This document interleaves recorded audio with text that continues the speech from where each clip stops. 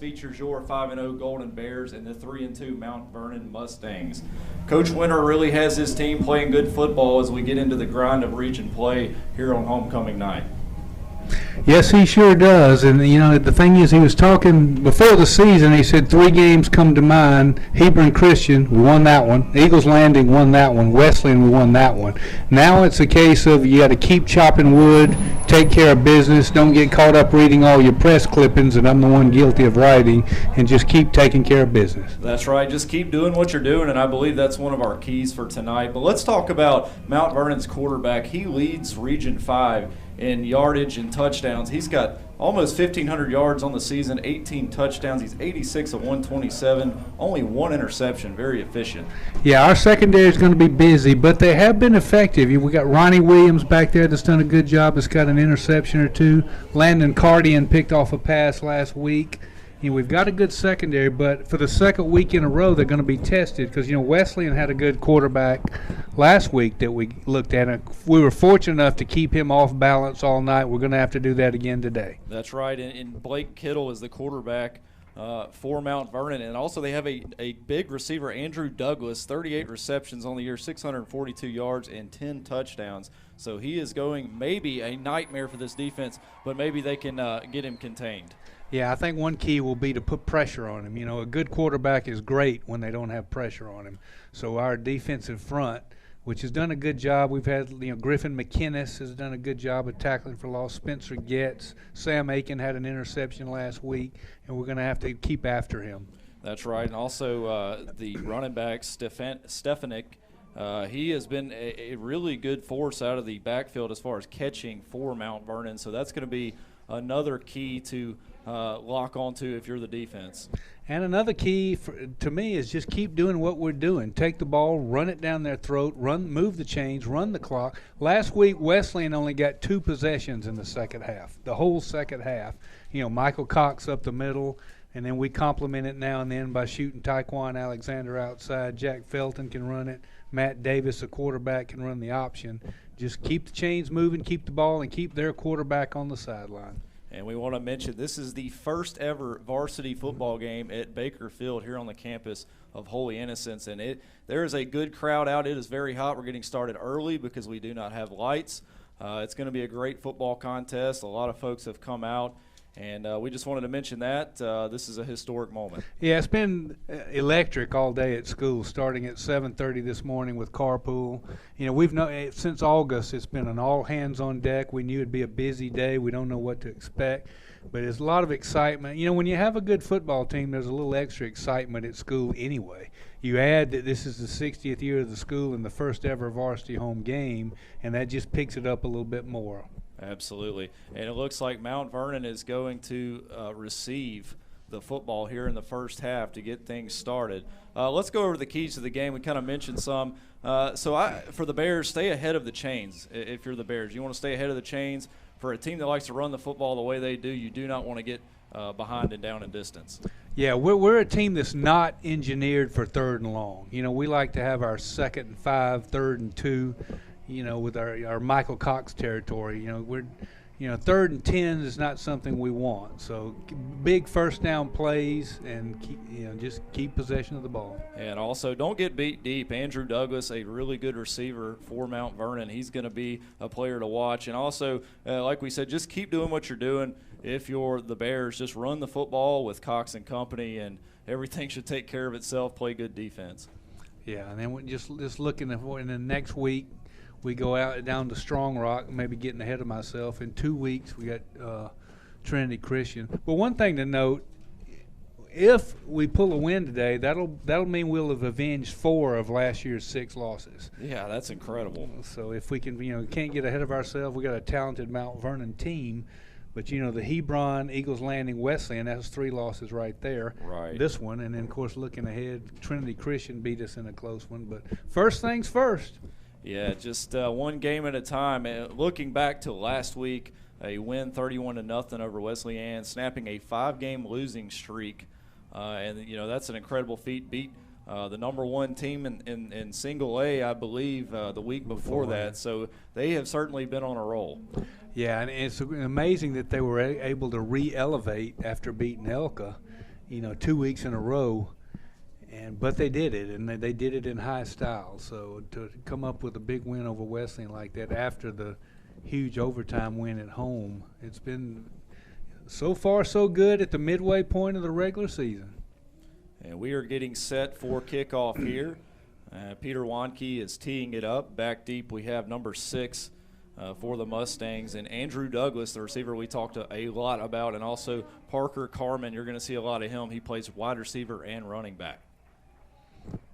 Both teams are set. Wanke getting in position. Homecoming about to kick off here for the Bears.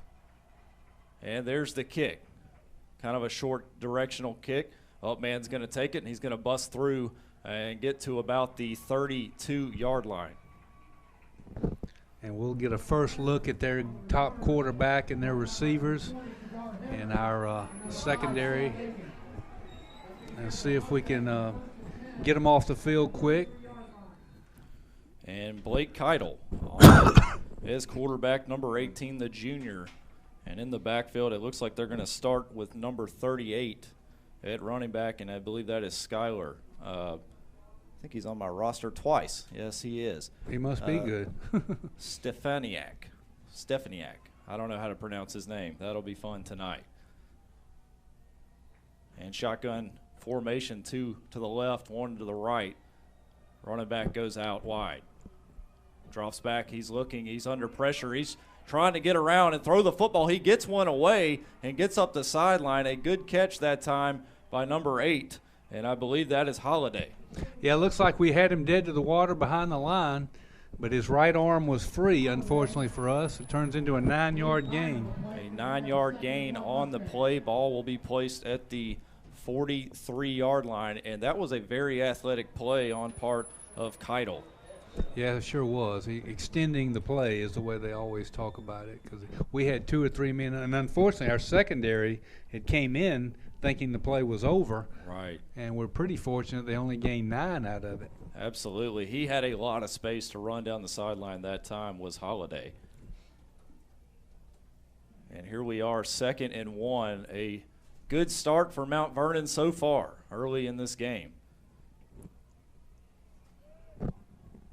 Keitel under center. We got 4 wide receivers to the left, 1 to the right. He's going to take it. He's going to keep her to the right side, gets up down the sideline. He's loose. He's beyond the safeties, and he's going to get down to about the 20. He broke loose, did not get touched until he got to about the 19. That's what a team like that does. You're so aware of their receivers. They had 5 of them, 4 on one side, 1 on the other, that he, like you said, he ran off tackle, and no one touched him until he got to about the 21-yard line.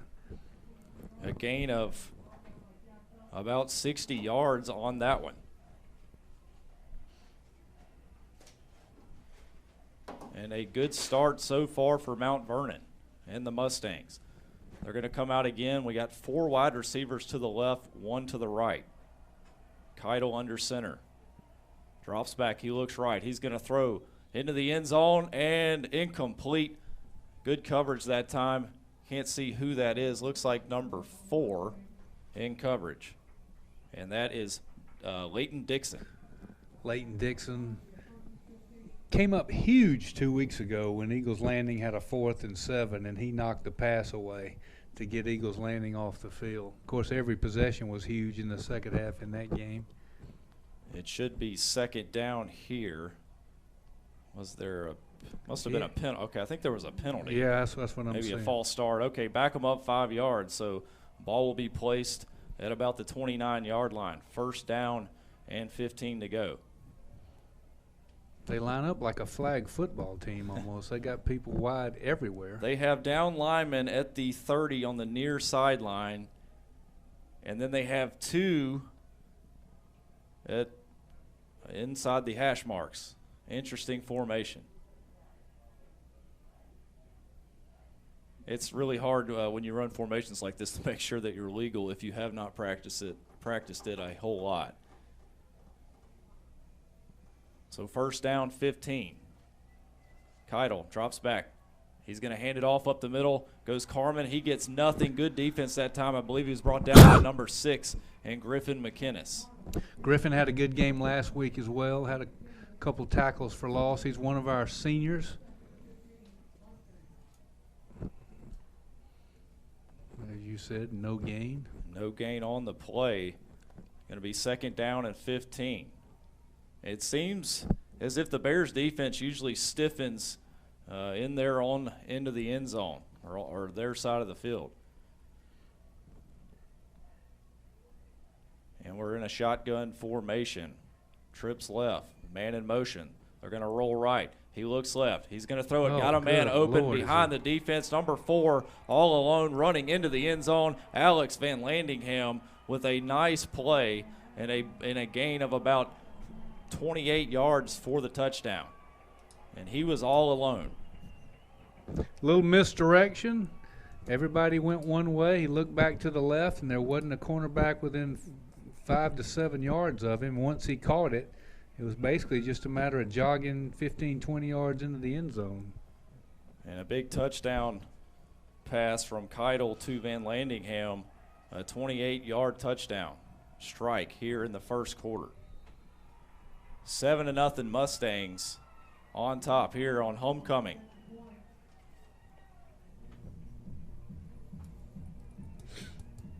That's our wake-up call. Now we've got to answer. Big key here. Like I say, keep their offense off the field, do what we do, run some clock, put some points on the board.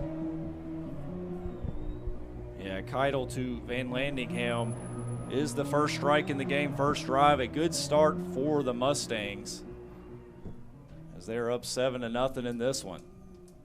Got the momentum. If you're Holy Innocents, you really got to settle in and just take it one play at a time and not even worry about it. Thing is, that was a minute 32 on that drive. So they used very little. Opposite of us. When we score, we take about 7 minutes off the clock.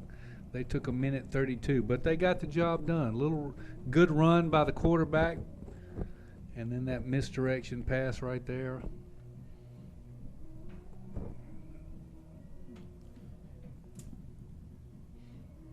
And we're getting set to kick off. And it's William Lavender teeing it up for the Mustangs. Back deep. Looks like Donovan Johnson. Onside kick. Onside kick. And the Bears got it. Good field position. And good job there by Christian Paget to land on that one. It's going to be 1st and 10 at the 48-yard line. Good field position for the Bears to start this one. You know, I like that call if you're Mount Vernon. You're playing an undefeated team. You got some momentum. We only had 4 people on the line. But unfortunately for them, the kicker kicked it straight at one of our guys. He had some room there. So that's right. And so here we go. Davis under center, going to hand it off immediately to Cox. He breaks free. He's got 2 men draped on his back. Gets down to about the 28-yard line. A big gain there by Michael Cox. You know, Michael Cox is your north-south runner. and he's got deceptive speed. You know, he's a 225-pound fullback. He takes care of the ball, but once he gets out there and those legs get going, he's tough to bring down. And that was a pickup of 24 yards for Michael Cox right off the bat for the Bears. Under center. Man in motion. Going to give it to him again. Breaks free. He is not touched until he gets to the 5. Touchdown, Michael Cox. And just like that, 2 plays, and the Bears are in the end zone. And it's going to be a long day for Mount Vernon if they cannot slow him down.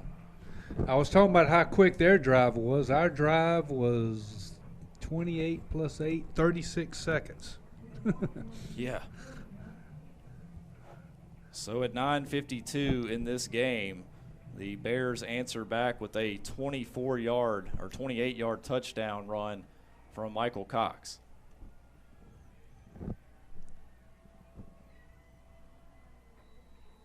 And kick is up, and it is good. We've got a 7-7 ball game here on homecoming. The Bears come right back and answer with a score of their own, this time on the ground.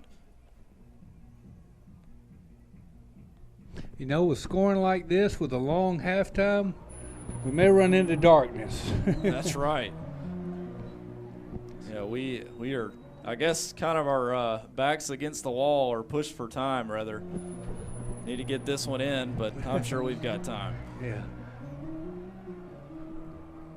So that was a 52-yard drive, all Michael Cox, 2 carries, both up the middle. But now we got the defense will be tested again with this quarterback. See if we can get them off the field. As Wanke tees it up to kick it off, and that was like we just said, 2 plays right down the field, 2 carries for Michael Cox and into the end zone. That was a quick one. And the student section is loving that. There are a lot of fans here on homecoming, as you would expect. First varsity game ever here at Baker Field. And there's the kickoff. Kicks it to about the 20. Upman's going to take it. And he gets out of bounds at about the 30-yard line as that was received by Benjamin Spitz. So the offense for the Mustangs will come on the field. Keitel with a 28-yard touchdown pass on the previous drive to get things started. A good start for the Mustangs. It's going to be first down and 10 at the 29. 9:46 here in the first quarter. Got 4 wide receivers to the left. Running back comes to Keitel's side. He's going to drop back. He's going to look left. He fires deep down the sideline. Got a man, but there is a flag. Oh, Lord. He threw in the direction of man coverage, really good coverage. I don't know if I would have called that one. I feel like the defense had good positioning on that one. But nevertheless, it will be a pass interference call, it looks like. There was very little contact. Very little. But So a pass interference that time. Not sure who they called that on. I mean, it was so close it was hard to tell which corner had his hand on who.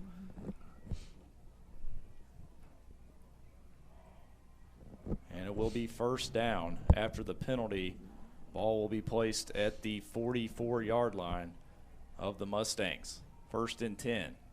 Under center, Keitel. 4 wide receivers to the left. Running back comes by his side. There's the snap. He's looking left. He's going to pump. He's going to fire. Intercepted. Number 4 for the Golden Bears is running at about the 50-yard line, and that's where Leighton Dixon. He's still loose. Leighton Dixon jumped on a route and intercepted the ball at about the 50, was able to return it for about 5 yards. Watch a flag. Big play. There is a flag down, however. Now, that was good coverage. They better not call the pass interference on that one. He basically just jumped the route, read the quarterback.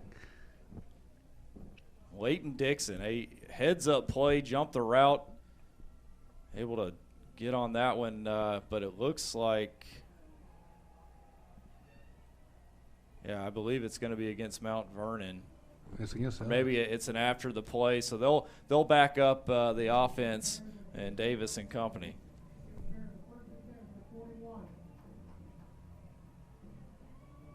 Yeah, first and 10, the Bears will have the football.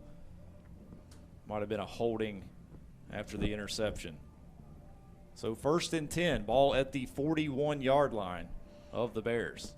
Michael Cox up the middle. Why not? He just ran 52 yards on 2 carries. Man in motion. There's the snap. They're going to give it to him again. He busts free and gets about 6 yards on the play. A good carry by Michael Cox going left side that time. And he was brought down by number 52 and Alex Met.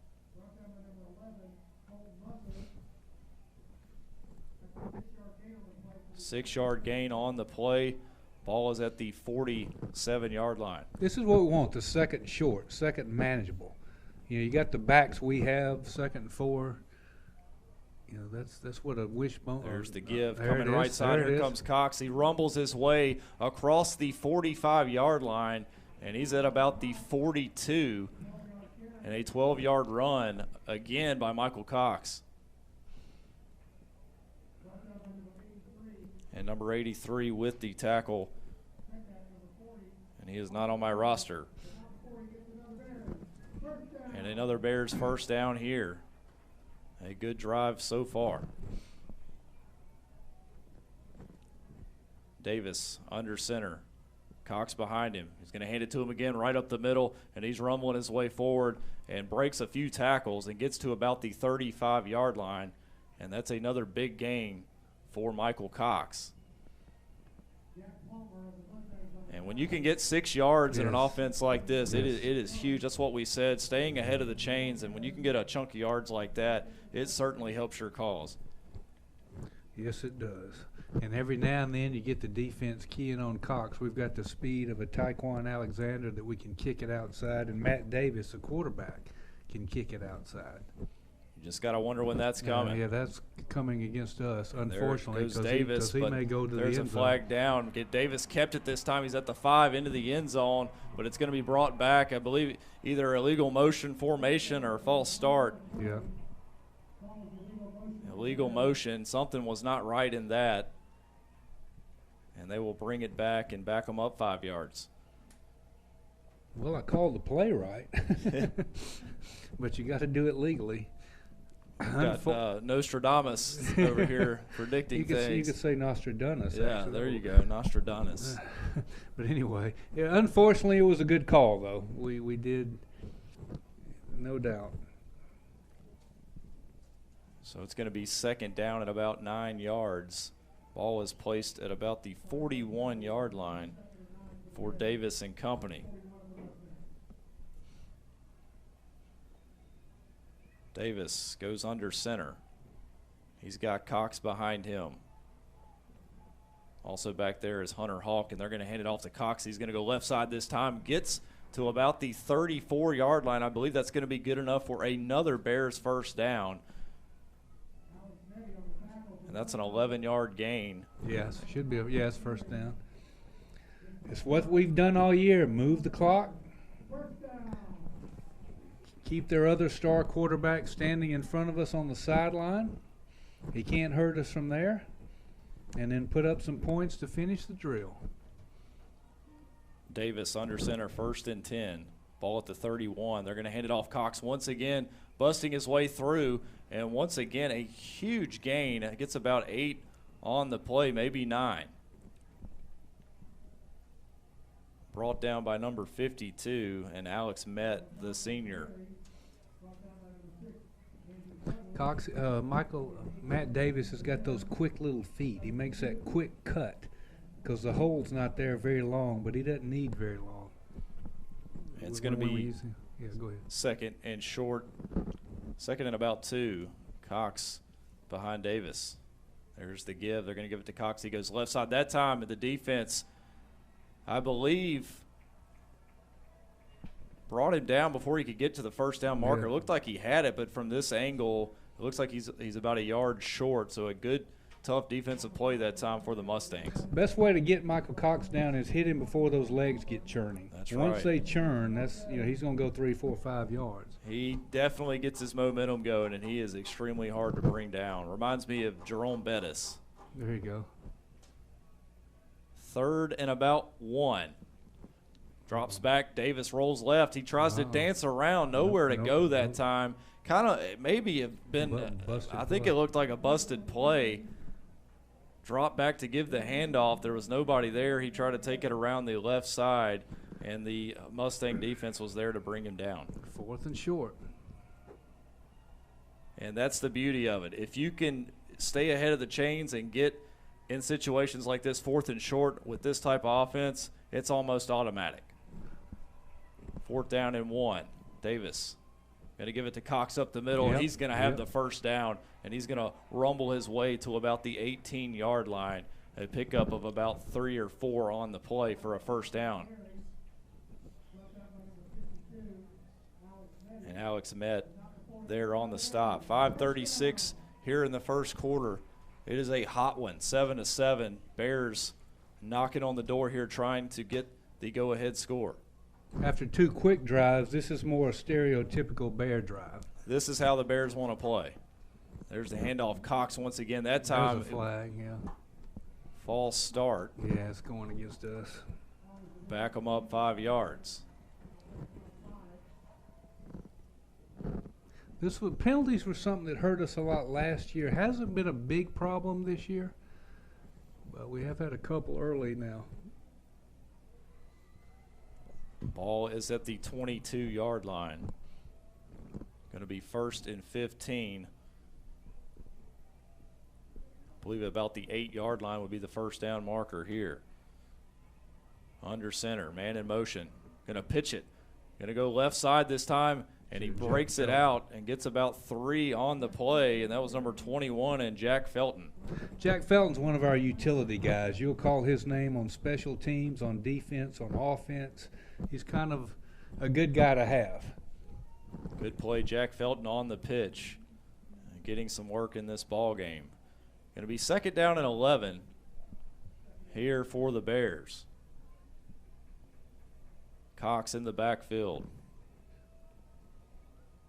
Man in motion. They're going to give it to Cox right up the middle, and he's rumbling his way forward. He's got Mustangs all over his back and gets down to about the 9-yard line. Looks like they're going to be about a yard short here on 3rd and 1, and this is what you want if you're the Bears, these short distance situations.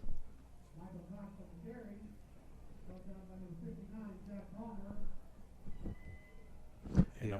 Number 59 on the tackle, Jack Palmer. So it's going to be 3rd and about 1. Davis under center. They're going to give it to Cox up the middle, and he's diving his way forward. It depends on where they spot it. He looks a little short from here. I cannot tell. It's going to be 4th down. Oh. Stop. Michael Cox on a 1-yard gain. Going to bring up a 4th and 1 Bears. 2nd, 4th down on the drive. The Bears are slowly eating away at this first quarter as we are 3:37. This has been a long drive. 4th and 1. There you go. And he's just going to keep it that time. Davis, he got it. He took the snap, got right behind the center and the offensive line, and drove his way forward for a Bear first down. Now, once you get to the 5 with your 225-pound fullback, you got to say it's pretty good Michael Cox territory. You probably see him. They seem to be trying him off the left side of the line today. Maybe they know something in the scouting report. Yeah, they have definitely been going right off the left side of the center. And in pitching that way, it looks like they may see a mismatch on that left side of the Mustangs. Uh-oh. Did we do it again? Hand it off up the middle, but that time it was actually given to number 22. I kind of lost him. Hunter Hawk. And Hunter Hawk takes the snap, goes left side and into the end zone. He didn't get touched until he was into the end zone. That's what it does. You key on one guy, you got a couple more that can hurt you. And a 5-yard touchdown by Hunter Hawk as he took the handoff that time, left side into the end zone. And the Bears are on the board again, 13-7. And Wanke comes on to hit the extra point here. Hunter Hawk's a name we always call on the defensive side. He had like 10 or 11 tackles last week, but he can run it as well as he just showed you. And Hunter Hawk's another one of those utility guys that you spoke of. Yeah, you can just put him out there. He'll help you.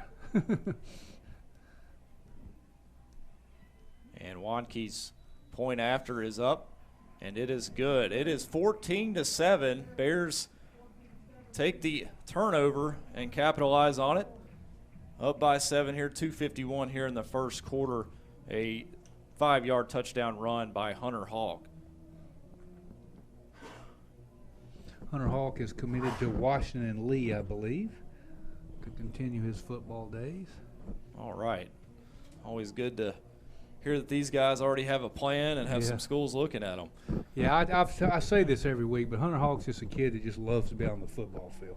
You know, I see him coming through carpool. Like he's just if it's football Friday, I don't think he cared for any of this homecoming stuff. He wants to go on the field and play. Right. That's the fun part for him. Yeah, all this other stuff is just, let's get to 4:30, let's play football. So now he's happy. 2:51 here in the first quarter. Bears up 14-7 in front of this homecoming crowd. A hot homecoming October day here at Baker Field. First ever game here. Excited to be here. I'm Spencer Schatz along with Dunn Neugebauer. We're calling the game up here in the Skybox. We got the best seats in the house, sir. We do. It's AC.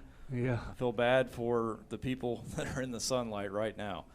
And there's the kickoff. Going to take it at about the 15-yard line. Douglas trying to work his way across the field. A bunch of flags go flying, and he did not get anything. I think he even lost a yard on that one.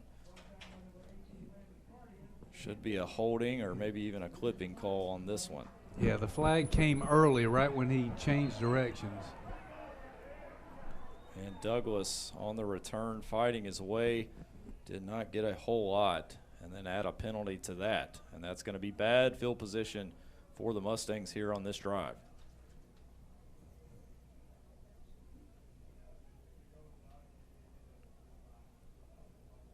Block in the back, they say.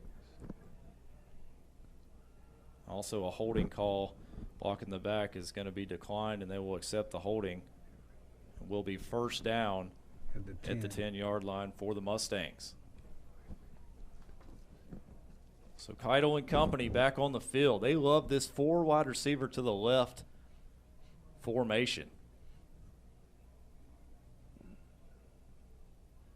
And I believe it also offers up some space for him to run and maybe escape out the right side, draw the defenders away. And he absolutely, he did that. That's what set up their score. He had that 60-yard run. First down at the 10, Mustangs, 4 wide receivers to the left. Shotgun formation, Keitel takes the snap. He looks left. He's going to run. He's being pressured out of the pocket, and he's going to be wrapped up. Good defense that time to contain him and not allow him to get on the perimeter, and that was excellent defense but there by the Bears. I believe that was Jack Felton. Jack Felton and Griffin McInnes came in for the assist. That's what I said, Jack Felton. You're going to mention his name no matter what offense, defense, or special teams. We have called his name a few times already today, along with Hunter Falk and Leighton Dixon also. Really good secondary and back end for these guys. Really good players. And they were tested a few weeks ago against Eagles Landing. There's the snap, looking right. He's going to throw it. Had a receiver there, but good coverage there by number 12 and Donovan Johnson. He was looking for Colton Mooser. Donovan Johnson, one of our sophomores, good athlete. You can also see him running the ball sometime. And Mooser is going to come off the field. I'm sorry, I think it's Musser. Number 11, Musser, out of the ball game. And here they come with this, looks like a trips left formation with the tight end. Running back in motion to the near side. There's the snap. Quarterback rolls left. He's there. He's going to fire it to number 6, Douglas. He's up the sideline, and he's knocked out of bounds at about the 21-yard line. Good play that time by Leighton Dixon to get over there before he was able to get behind the defense. Big first down, though. Had we stopped them right there, they'd have been punting from their end zone, which would have given us some really good field position. But that was a key third down pickup for the Mustangs. And a first down for the Mustangs. Good play there for Keitel to get it over to Douglas. And they like to move Douglas around, it looks like, get him crossing over and you know, in motion and trying to confuse the defense and create mismatches. So it's going to be 1st and 10 here at the 24-yard line. Keitel drops back, looks right, looks left. He's going to throw left. Ball is well overthrown. Got a couple of penalty flags. Our flags down. Not sure what this is going to be. Surely not pass interference. Ball was not catchable. And we'll see what the Zebras got a hold. Have to say about this one. Holding going to be called on the Mustangs, so they will back them up 10 yards. Should put them at about the 14. Back where they started from. Make it the 10-yard line.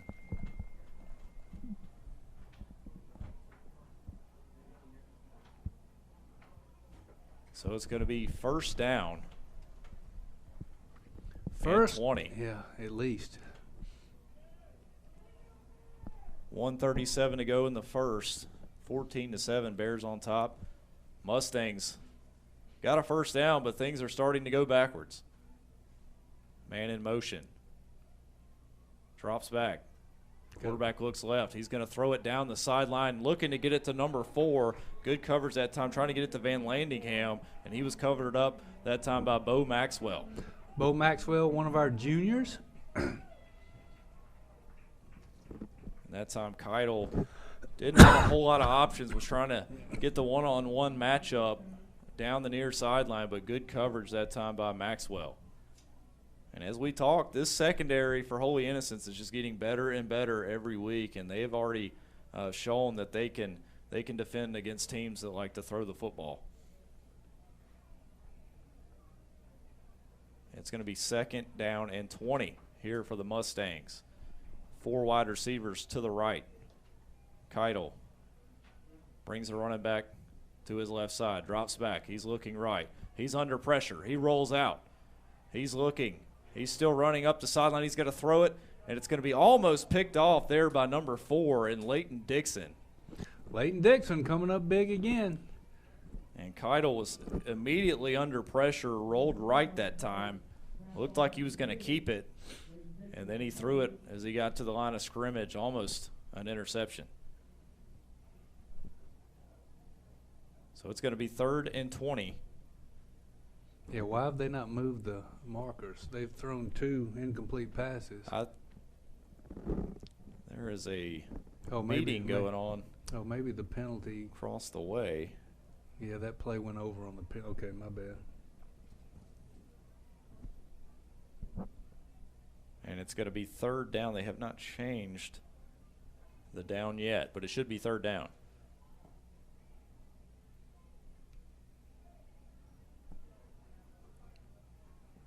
So there was a flag on the play. I'm just now seeing it over here on the 15-yard line. Kind of blocked here by this window view.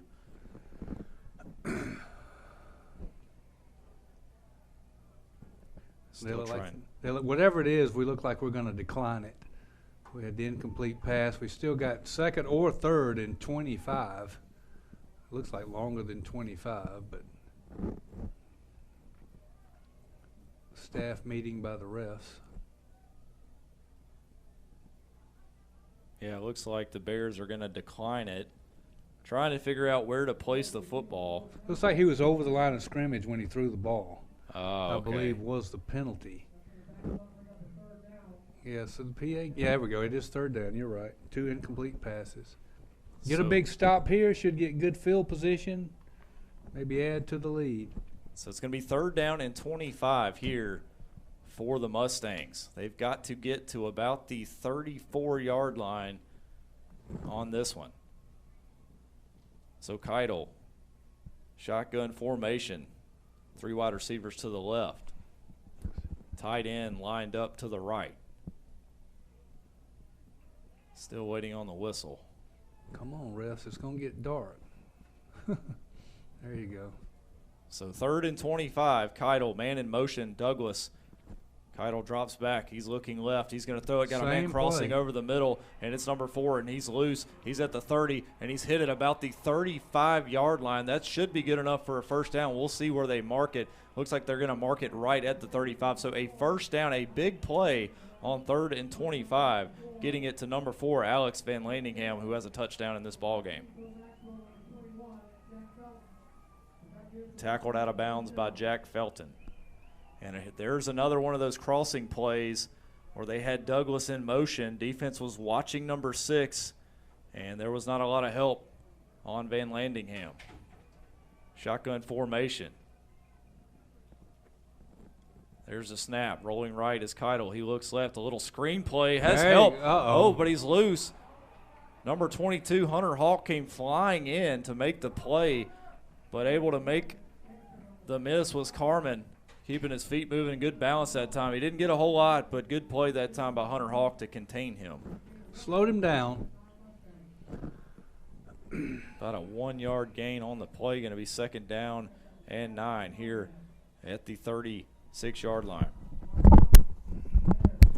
I just got a text that said whoever's doing the camera is just showing a blank field and the audible is very low. So I don't know if we need to get her in on the.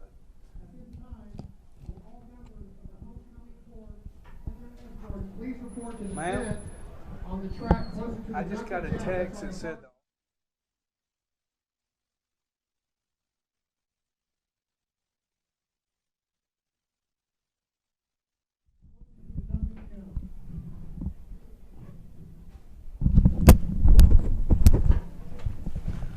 All right, 2nd and 9 when we return. The Bears took a timeout. They've got 2 left. Been a long first quarter.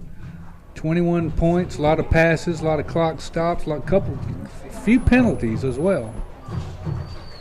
Yeah, we've had a few penalties in this ball game. We've seen a lot of different stuff. Seen a couple of turnovers, it seems like, and also big runs. Michael Cox and some plays from the Mustangs. So we've seen a little bit of everything in this very slow first quarter.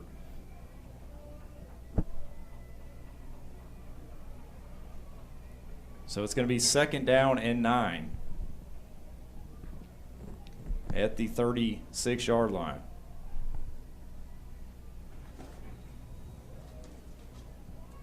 Keidel in the shotgun. He puts Carmen in motion, far to the right. Drops back, going to roll right. He's looking for Douglas. He's going to throw it down the field and almost picked off. Ball was a little high that time, though, so it gave a little bit of room for Jonathan Hammond to come free, but I don't think he was necessarily thinking that ball was going to him, so he was not in position to catch it. He was sandwiched by 2 Holy Innocents cornerbacks, and looks like one of them might have even got a hand on it. Bring up another 3rd down, but a while ago they converted on 3rd and 25. So. And here comes number 11 in Musser, who's been very helpful to this Mustangs team on these crossing patterns, along with Van Landingham and Douglas. Keidel shotgun formation, 3 to the right, 1 to the left. Drops back. He's going to roll left this time. He's going to be looking for the 1st down, but he's not going to get close. Not this time. He's run out of bounds by Hunter Hawk and company, and I believe that's number 44 helping as well, and Bell Moreland. Moreland Bell, one of our seniors.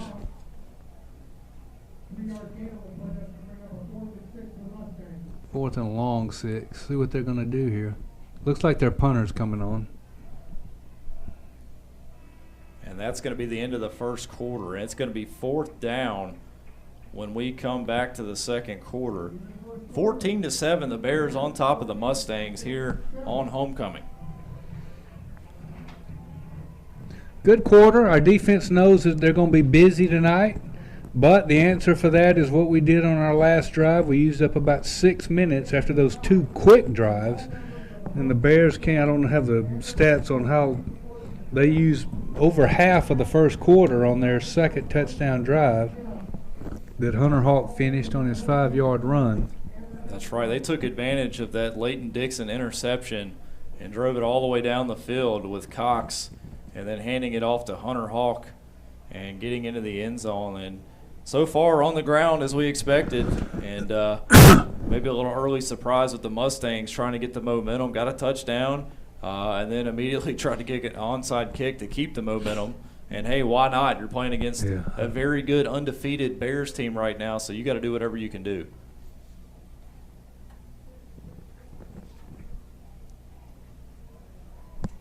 And here we go, Mustangs. It's going to be 4th down. They're going to punt it away.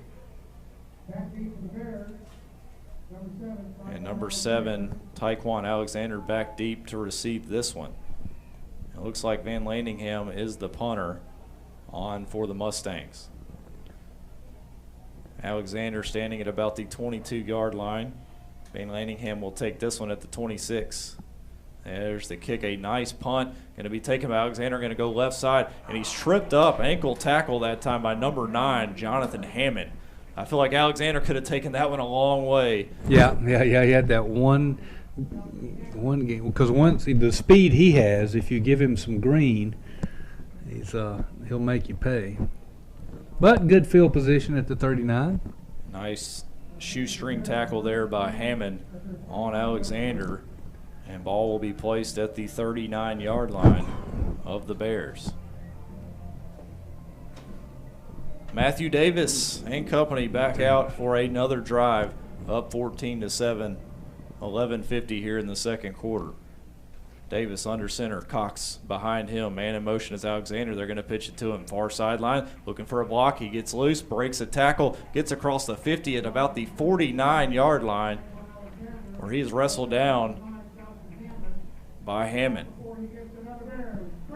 And that's another Bears first down, a big gain that time of about, I believe that was about 12 yards on the play. Make it 11.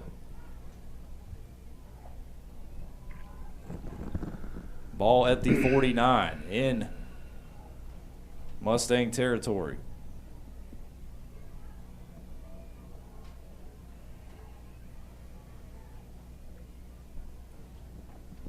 Davis getting his team lined up under center.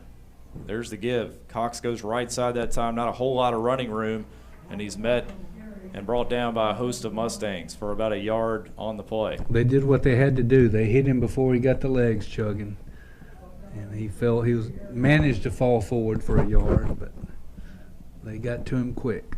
Yeah, we've talked about that. You've got to hit him early, because if he gets those legs churning, he is like Jerome Bettis, the bus. It is hard to slow down a bus that is rolling that fast. And there's the handoff. Here goes Cox again. Oh. Taekwon pitches it out to Taekwon, who gets to about the 25-yard line where he's run out of bounds by number 4, Van Landingham. Gain of about 23, but if we're depending on my math, we may be in a little bit of trouble. It is a 27-yard gain on the play. Ball is at the 24-yard line. Going to be first down and 10 for the Bears. 10:35 here in the ball game, 14-7. There's the handoff. Cox going to go right side this time, and he gets to about the 20, and that's about a 5-yard gain.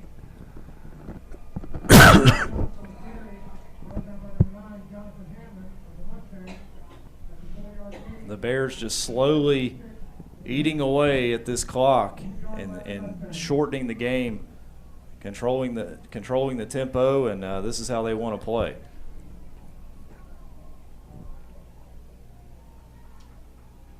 Davis takes the snap. He's going to keep it. It's going to be an option pitch to the right side. There goes Hawk around the edge, and he's at the 5 to the end zone, touchdown. And Hunter Hawk with another touchdown on the play. That's 2 in this ball game. Big Hunter Hawk on the offensive side. And I believe that was about a 22-yard touchdown run from Hunter Hawk with the pitch. And that's 2 touchdowns in this ball game. That's what happens when you're looking for the run up the middle. You're looking for Michael Cox. That opens up the outside for Taekwon, for Jack Felton, for Hunter Hawk, Matt Davis, whoever, and that's what you saw right there. And there's the kick by Wanke. It's up, and it is good. So the Bears take a 21-7 lead on the legs of Hunter Hawk, who has 2 touchdowns in this game, 1 from 5 and 1 from 22.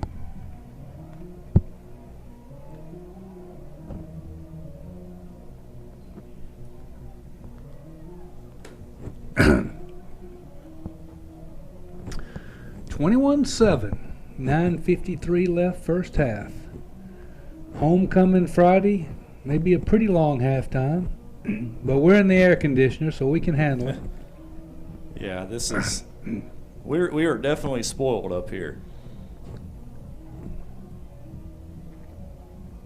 But you know, when you're playing a team like Mount Vernon, which looks pretty explosive, you want a 2 or more possession lead, Because, you know, one possession as quick as they can strike. You know, they've had the 60-yard run, the quick touchdown. They had the 3rd and 25 where they picked it up.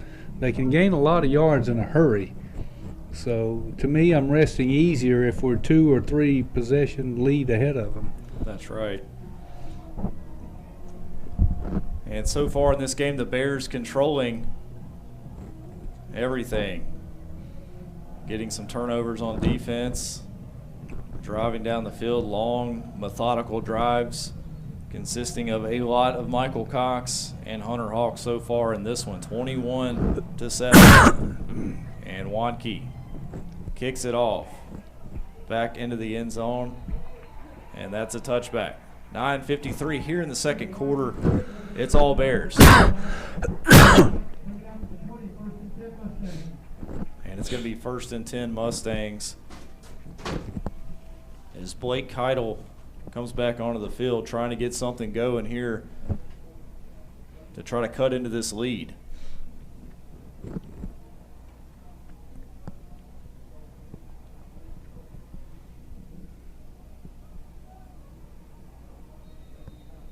And there's the whistle. We are ready. 1st and 10, ball at the 20. Keitel going to be in the shotgun. Carmen to his left. 2 wide receivers to the left, 2 to the right. There's the shotgun. They're going to we're going to fake it, play action pass, trying to get it over to Van Landingham, or Hammond rather. Looks like it hit him in the hands, but maybe he tried to run with it before he caught it. Simple slant pattern. Yeah, I think he heard footsteps on that one. Did not bring it in before he tried to run with it.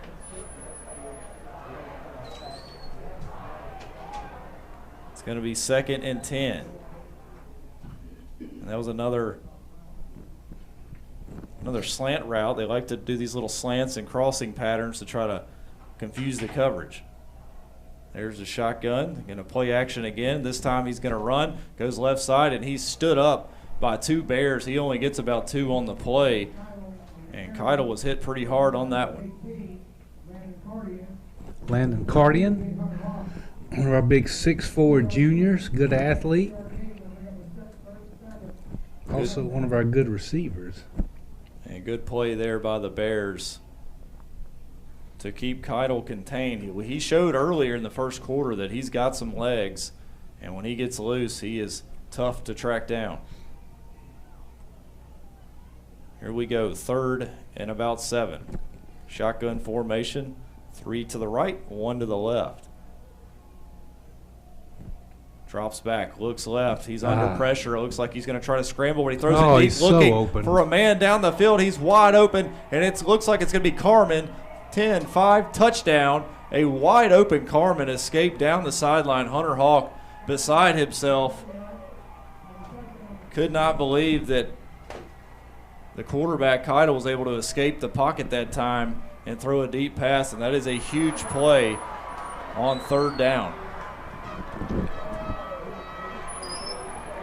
It's a 57, I believe, or 78-yard touchdown strike to the running back in Parker Carmen. Yeah, once he let it go, you saw it was just a matter of, he had 5 steps on our defensive back. And now it's a 1-possession game. Kick is up, and it is good. It is 21-14, and the Mustangs answer back in this one with a strike to the running back all the way down the sideline for 78 yards. I believe what happened, once we looked like we had him, our cornerbacks came in thinking that the play was going to be over.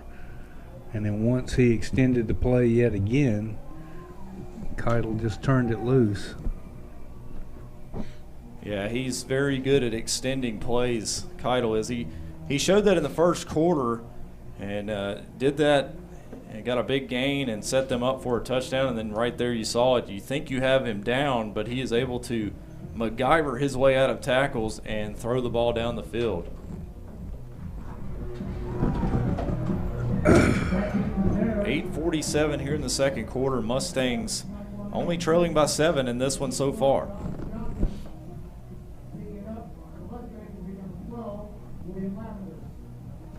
And Lavender set to kick this one off. Alexander and I believe Donovan Johnson back to receive this one. They're going to kick a short directional. Hunter Hawk will take it at about the 20. He's rumbling his way forward. Has not been touched yet. Gets across the 50 and brought down at about the 43 or 4-yard line. A good play, Hunter Hawk, to pick up the ball and run with it. Did not get touched till about the 50.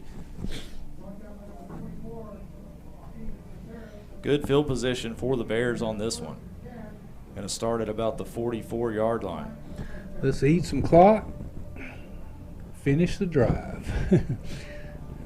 Yeah, 8:38 before the half. Bears up 21-14. Big drive by the Mustangs previously. Now it's the Bears' turn to answer back. 1st and 10. Ball at the 44. There's the give. Nope, no They're going to give. pitch it outside to Jack 21. Felton on the corner. He's at the 40. He's going to cut inside. There is a flag down. Ah, crap. Changed his direction. Usually that means holding. There's another flag after the play, which is going to be unsportsmanlike, I believe, on somebody. May end up being beneficial for the Bears if it's against the Mustangs. Yeah, the first flag, I think he got it right. I think that was a hold because he switched fields or blocking the back.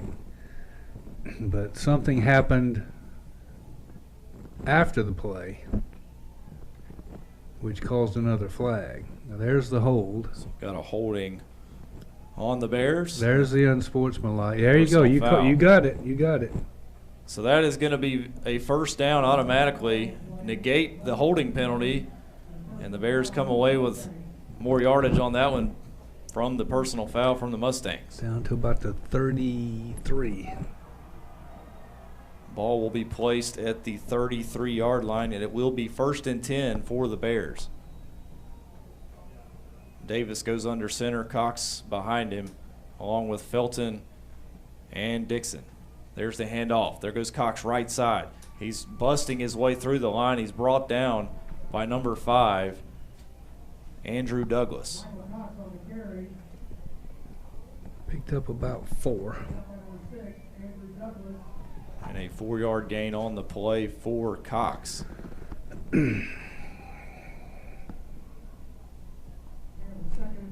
Ball's at the 28-yard line. Man in motion. They're going to fake it. He's going to keep it. Davis gets very close to the first down. I believe he's got it. Looks like they're going to mark him at the 20. And that was a pickup of about 8 yards on the play and a first down for the Bears. Matt Davis. Good job by Davis to read that one and take it himself right up the heart of the defense. It's going to be 1st and 10 at the 20 for the Bears. Davis going to keep it again. He's going to go around the right side, and he's going to be wrapped up and brought down by number 9 and Alex Holliday. Jonathan Hammond. Still gained about 7. No, it's not. About 6 yards on the play. Bears just rolling along here, running some clock, really controlling this ball game on the ground despite giving up a couple of touchdowns. Davis under center. They're going to give it to Cox this time. He goes left side, and he's brought down. Good defense there, wrapped up by number 55. And you really have to wrap up Cox. And good job by Bennett Williams. Only about 1.5 yards on the play. Going to be 3rd and 3. This is the situation you want to be in if you're the Bears. 3rd and long is not ideal, but 3rd and 2, 3rd and 3, that is ideal for this offense.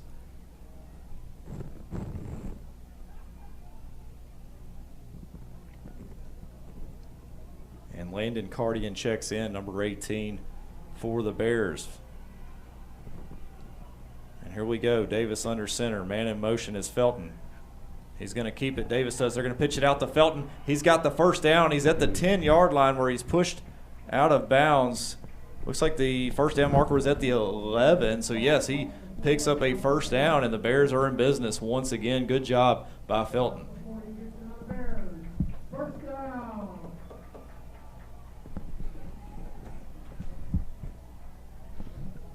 Ball is at the 8-yard line. Good pickup by Felton to get the, I guess, about 4 yards on the play, just enough for the first down. 5:51 to go before the half. Bears and Davis knocking on the door here. Going to hand it off to Cox. Actually, Davis going to keep it himself. He's going to dance his way up the middle into the end zone. Defense had no idea who had the ball. And into the end zone goes Davis for a touchdown. I didn't have any idea either, just to be honest. It looked like Michael Cox was going to bust through, but he was the lead blocker. And make it a 5-yard score that time for Davis into the end zone for the Bears. Bears back on the board, answer the long touchdown reception from the Mustangs.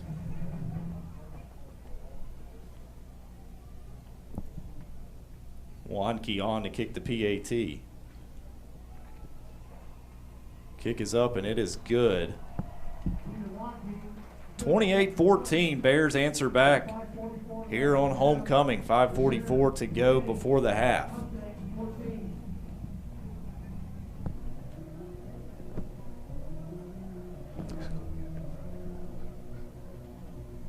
And Holy Innocents really working the ball well, getting multiple guys involved. You got Hunter Hawk with 2 touchdowns. Michael Cox had a 28-yard touchdown, and then you come in and Jack Felton gets one.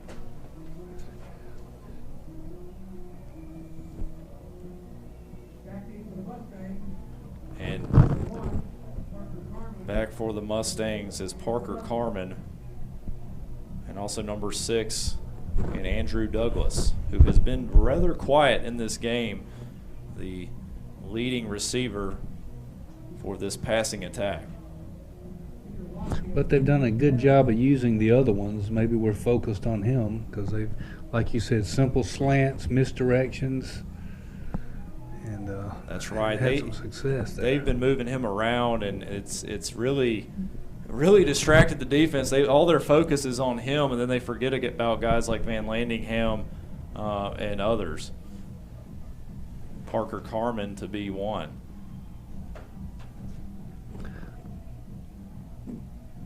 Peter Wanke to kick it off. So far, perfect this year on extra points. He's 1 of 2 field goals, perfect on extra points. That's always good. You never know when you really need those extra points to count in a ball game. Well, that was the Eagles' landing difference. Yeah. There's the kickoff. Here comes Wanke. Just short little pooch kick that time. It's going to be taken by the up man and number 81, Jack Met. And that's where the Mustangs will begin this drive. They have 5 minutes, 40 seconds to do something here. Got to get something going if they want to hang with this Bears offense that they have shown no signs of being able to slow down. It's going to be 1st and 10 at the 38-yard line. 39.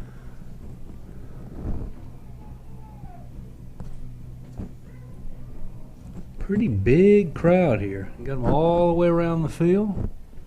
Shotgun formation. 3 left, 1 to the right. They're going to hand it off this time. It's going to be Carmen, and he's going to be hit by Hunter Hawk. He got about a yard, and Hunter Hawk was there to bring him down for about a gain of 1. Good job, Hunter Hawk. Yeah, if he's not making the tackle, he's around it. Yeah, he knows where the ball is. He is all over the field. Number 22 is. And so the Mustangs here, 2nd down, 8 yards to go. Shotgun formation, 3 to the left, 1 to the right. Carmen in the backfield. There's the snap. Keitel going to throw it over to Carmen. Nope. Carmen was not looking for the ball, and so that will be incomplete. They were not on the same page. And Keitel dropped back, immediately looked right towards Carmen, expecting him to turn around and make the catch, and Carmen never turned around. No, he didn't. He turned around when the ball was flying over his head. All right, big third down here. Let's get them off the field and add some points. 3rd down and 8 for Keitel and company. 3 left, 1 to the right. Carmen in the backfield alongside Keitel. Keitel drops back under pressure. There he goes. He's going to take off up the middle. He's loose. He's got a first down, and he's going to get to about the 46-yard line. A big first down on 3rd and long.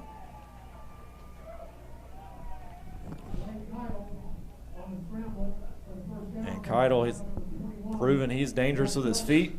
And if you don't bring him down, he might get that arm loose and throw one about 40 yards downfield, as he's proven.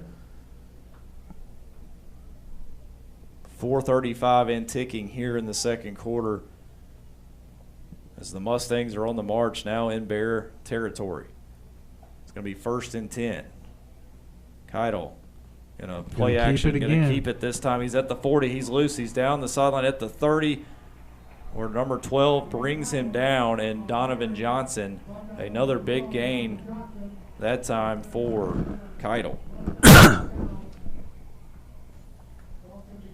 That's what his arm does. It loosens up the defense. And he just had 2 runs of double-figure gains, getting through the line without being touched both times. A 23-yard gain by the quarterback Keitel, as he's proven he's very elusive in space. And here come the Mustangs. Shotgun formation, play action, looking right. He throws it down the field, and good coverage that time by number 12, Donovan Johnson. Donovan Johnson.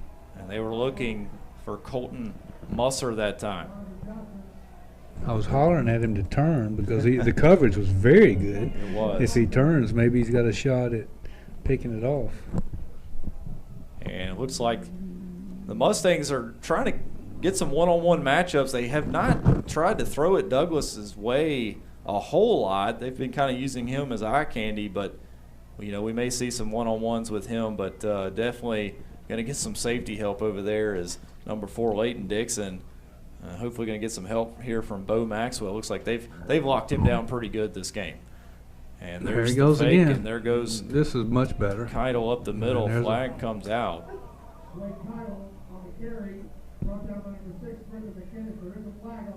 Uh-oh, it's on us. Personal foul on the Bears. First down, 15 yards.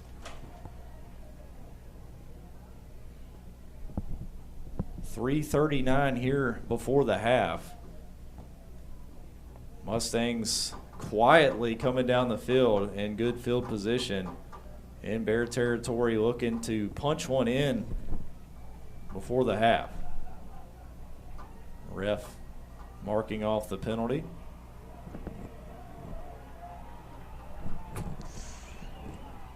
And the Mustang students that have made it to Bakerfield are really excited, pumped up in the Bear end zone. They had that long 3-mile drive to go. Made the long 3-mile trip yeah. to Bakerfield.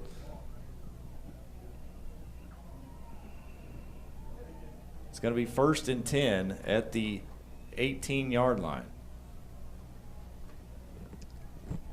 Keitel in the shotgun. Carmen to his left. 3 wide receivers to the left, holding their hands up. They don't know the play. They're going to play action pass. It's tipped at the line. I believe it was tipped by number 56. Good pressure that time, and that is Hall O'Neal. Hall O'Neal, one of our veteran linemen, another one of our seniors. He's come up through the program and having a good year. Good job, Hall O'Neal, to apply the pressure to Keitel, who's looking to hit a receiver going up the seam. And it's going to be 2nd down and 10.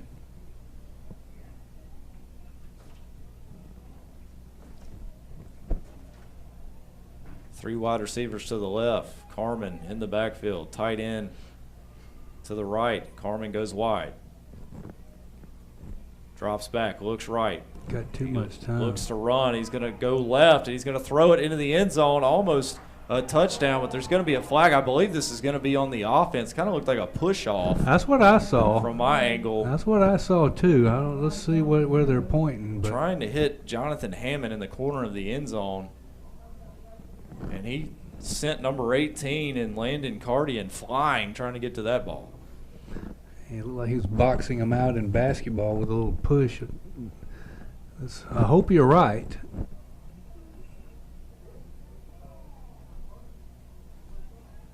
Looks like some Mount Vernon kids are expecting a penalty. Yep. They're starting to retreat. Yep, you got it. Going to be pass interference on the offense. Back them up. And not what you want to see if you're the coach for the Mustangs. Well, it was good coverage by Cardian to start with, which...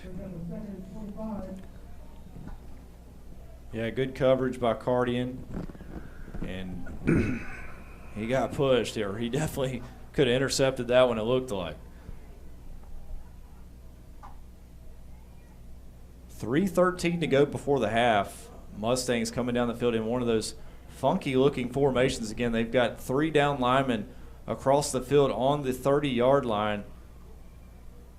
And then you have 3 right here on the right hash. He drops back and throws, has a man up the seam, is Carmen, and he got hit hard, and he looks like he's slow to get up. Good coverage that time by number 21 and Jack Felton. Jack Felton again.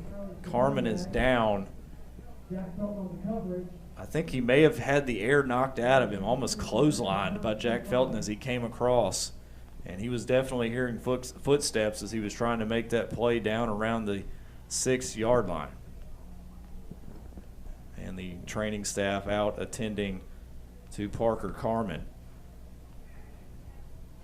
28-14, Bears lead right here before the half. Mustangs driving down the field. Been a good ball game so far.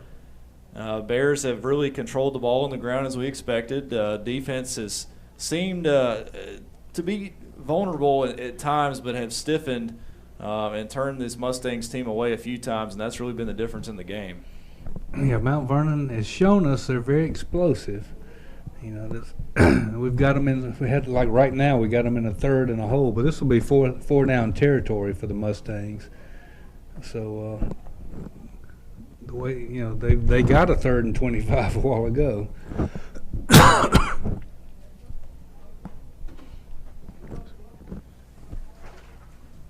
And Carmen still being attended to, and hope that young man is okay.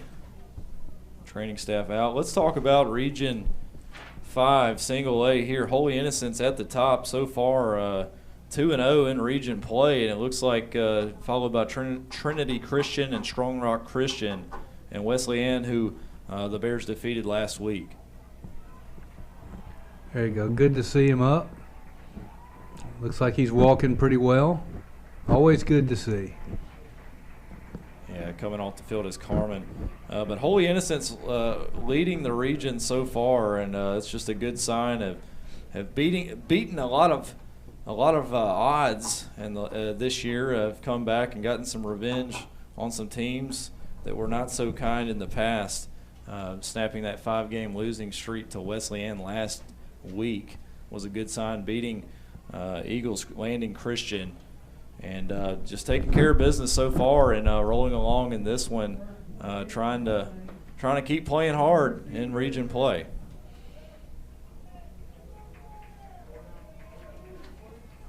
And 3:07 before the half. And we're set to go as Carmen gets off the field and looks to be okay. Shotgun formation, Douglas in motion. Keitel looks that way. He's going to scramble around. He's being chased. And yes, there's as a clip, as a holding. He's going to throw it deep, but it's not going to matter whatever happens. Ball was almost intercepted by number. They're going to call a hold here, which they did. And then there's a pass interference call in the end zone. A lot of laundry on the field right now. I thought it was going to be intercepted, but actually that would have been a catch by number 9. Wouldn't have mattered. That was Hammond in the end zone. A lot of scrambling. Offset and penalties. So Flags on both. Well, you heard it here first at 2:53 in the second quarter. We may have a dark fourth quarter the way things are going here. We got 2 long quarters. We got a long halftime coming up, and I don't know. Just a thought. Yeah, a very good observation. 2:53 to go here before the half with homecoming, all the festivities that take place. It seemed like a lot of referee conferences, had a lot of points on the board, a lot of incomplete passes. And if Mount Vernon's behind, they're going to keep passing, so that's not going to change. Shotgun formation. 3 wide receivers to the left. Drops back. He looks right. Got a tight end running down the field, but going to be chased from behind and ripped down. Careful not to get a penalty on that one. Doesn't look like they're going to throw a flag. Good job that time by number 6, or 36 to get in the backfield rather, and Spencer Getz. Excellent play. Quarterback is down. And Getz got to him. It's going to bring up a 4th and a cab ride. And he grabbed the quarterback in Keitel. Couldn't see how he grabbed him, as Keitel's back was to us as well as Getz, but he kind of threw him forward in a tumbling motion, and he is definitely slow to get up. Trainers out there attending to him as we speak.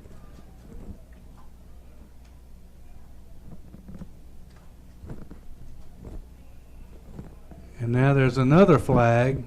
And there's a late flag. A very late flag. And maybe after the referee discussion, they've determined that there could have been a face mask.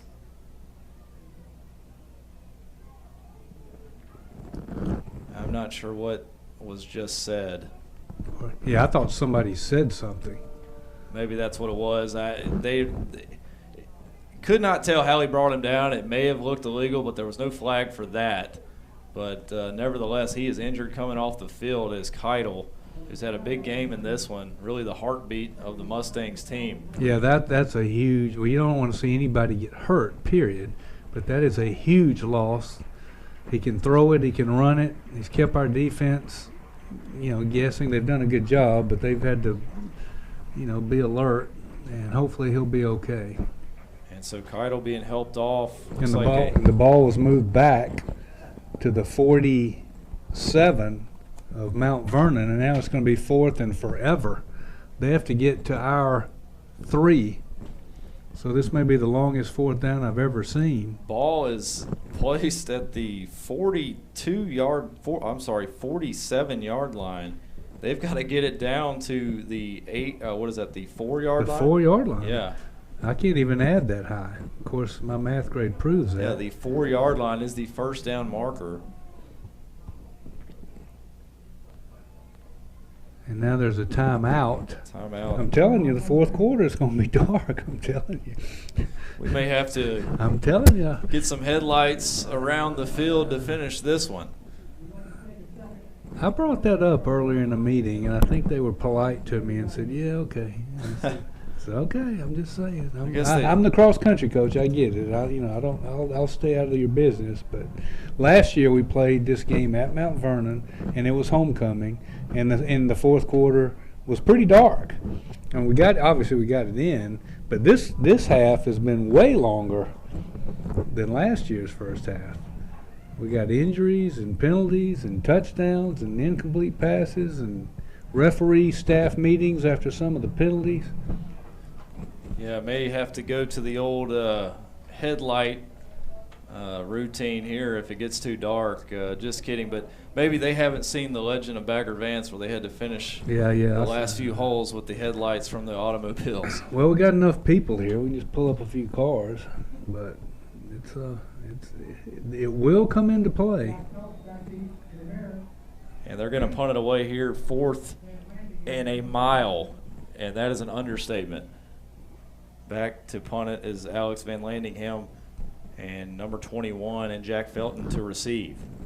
There's the punt, comes off his foot, kind of squirmy that time, lands at about the 26-yard line, rolls out of bounds, and that's where the Bears will begin this drive. They have time, 2:25 to go before the half. Yeah, it could be a big drive. We got 2 timeouts because here's the thing. Do we get the ball? Yeah, we get the ball in the second half. Okay, I was trying to remember. Ball in the second half. We do get the ball in the second half. Put points up here, get the ball back, run out the third quarter the way we do. Last week we started the third quarter against Wesleyan with a 7-minute, 48-second drive. Well, maybe more than that. Wesleyan barely touched the ball in the third quarter. So it's going to be 1st and 10, 2:25 before the half. Going to begin this one at the 23-yard line. And Davis going to keep it. Option off to number 4. Leighton Dixon. And Leighton Dixon, he's going to be wrestled down in the backfield. Good defense that time to really set the edge. And the running back had nowhere to go in Leighton Dixon. It's going to be a loss of a yard on the play. It's going to be 2nd and 11. Clock is ticking. Bears not in any hurry, and why? They've got timeouts, but don't want to make a mistake here. Don't want to have a costly turnover right before the half when you're up by 14 points. Davis under center, Cox behind him. They're going to give it to him. He goes right side that time, and he's brought down quickly by number 54. Looks like he got your memo, Coach Dunn, is you got to hit Cox early in order to stop him. Yeah, you really do. And they've done that well a couple times. The game started, Michael Cox gained 52 yards and 2 carries, and we were in the end zone in about 36 seconds. But, yeah, if I'm Coach Winter now with the 3rd and long, I'm going to use up all the huddle time. Maybe even take we got a punter in Marshall Nichols that can flip the field, so backing us up 5 yards is not going to hurt him. Alexander in motion. They're going to hand it off. There goes Cox right side that time. Good team defense. You got to get a host of defenders on him to bring him down. Cox only gets about 3 yards on the play. Clock is running. Should be running. I thought they called timeout. Did they call timeout? Yeah, I thought Mount Vernon called timeout. So Mount Vernon's called a timeout, hoping to get the ball back. They have 2 timeouts left for themselves. Maybe. And we've got looks like Keidel is on the sideline right now throwing the ball. He may not be as mobile, but he is certainly up and throwing the football, looking like he's ready to come out. Well, we're going to get a look at our punter, Marshall Nichols, the number 2 recruit in the country, only a junior, already getting a lot of looks, and that'll only get more. He had, I think, 2 punts a couple games ago, both over 50 yards, and he can change the field position really quick. And we need a good punt out of him here because Mount Vernon has been so explosive. They've only put up 14 points. But, we saw they can cover a lot of ground quickly. And Marshall Nichols on the punt. We talked about him before the game that he may have a D1 offer, a couple of D1 schools interested in his punting abilities. And he got in some time as a 2nd-string quarterback last week as well. All right. Another timeout, longest half ever. Timeout 1:02 before the half. Bears up 28-14. It's been a very slow first half, especially the second quarter. It seems like we have been here for a long time. But nevertheless, we are going to finish this one whether we're in the dark or not.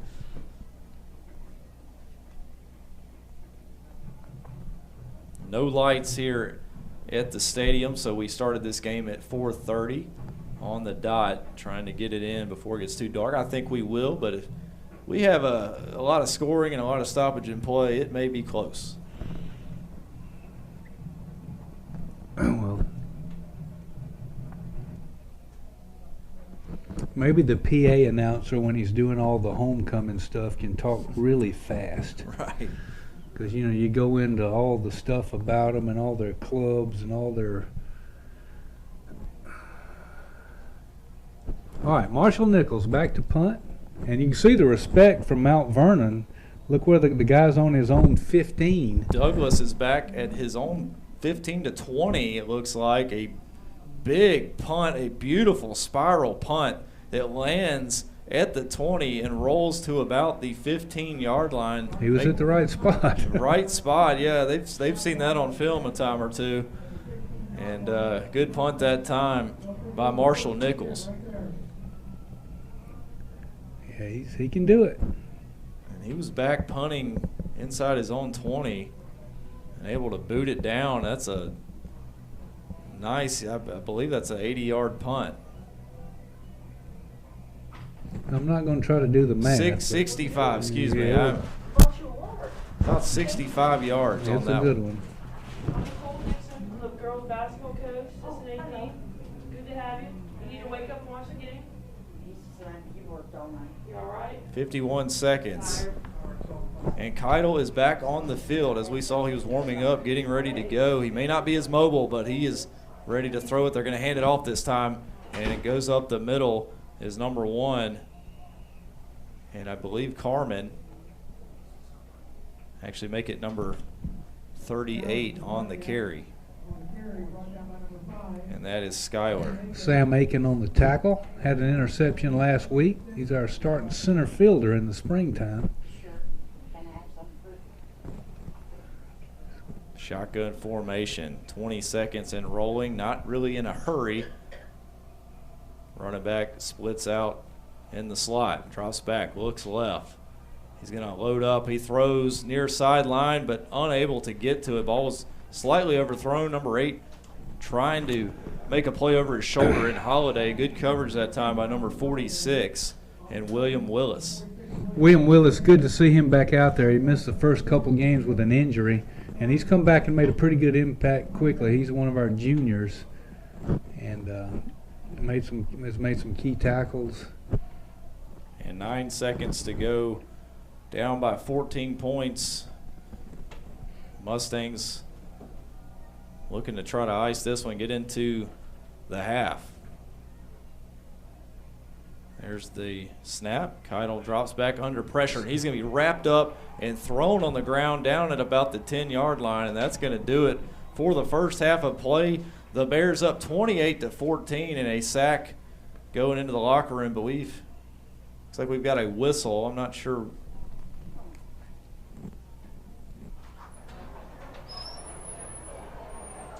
Timeout, Bears. There's a timeout with 3 seconds. So the Bears called a timeout before it could run completely out. So they're going to put their return man on in Alexander, I believe. And why not? It gives them an opportunity to try to create something right here before the half. I was about to say the longest quarter ever has come to an end, but it hasn't. It has not. It's going to carry on at least for another 3 seconds.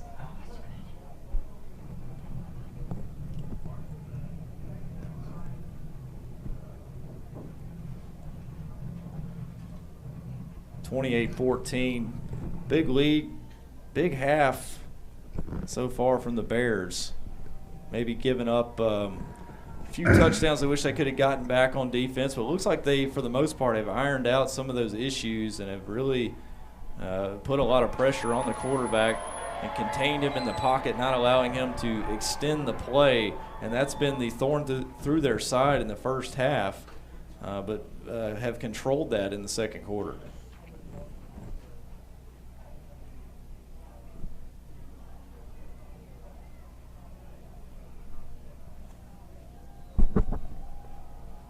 So they're just going to go for it here with 3 seconds, maybe try to run this one out. It's going to be a sweep coming near sideline. It's Douglas. Douglas has the ball. He's at the 15, and he's going to be run out of bounds at about the 17-yard line. And good job by Willis to run him out, and that's the half. 28-14, Bears on top of the Mustangs here on homecoming night. We are about to get started with the festivities. And Dunn, before we take a little bit of a halftime break, let's kind of talk about this scoring summary. So Mount Vernon on the board first, Keidel to Van Landingham, a 28-yard touchdown. That was in the first quarter, 10-28. That made it 7-0. Yeah, and it was set up by Keidel's pretty much 55, 60-yard run off tackle that took them down to about our 20. So he showed he can do it with his legs right off the bat. That's right. And then the Holy Innocents was an answer back in the first quarter, 9:52, a 28-yard touchdown run. Michael Cox really got going and that made it 7-7. Yeah, that was a 52-yard drive, all Michael Cox. I think that drive took 36 seconds, which is unlike most Golden Bear drives. 2 plays. 2 plays. And then Holy Innocents again in the first quarter, 2:51, a 5-yard touchdown run from Hunter Hawk. That made it 14-7. Yeah, that showed when you're looking for Michael Cox, you've got people like Jack Felton, Matt Davis, Tyquan Alexander, and Hunter Hawk, who you'll talk about again in a minute, who can also score. And the next score, second quarter, 9:53, a 22-yard touchdown run by Hunter Hawk to match his number, 21-7. That was 2 touchdowns by Hunter Hawk at that point.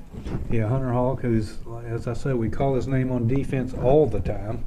But he's, like I say, he's a versatile guy, loves to be out on that football field. And Mount Vernon would come back in the second quarter, 8:47, a 75-yard touchdown reception by Parker Carmen. That made it 21-14, an extended play. Yeah, that's what I was about to say. That's what I was about to say. The quarterback, Keidel, was able to extend the play and get a deep pass.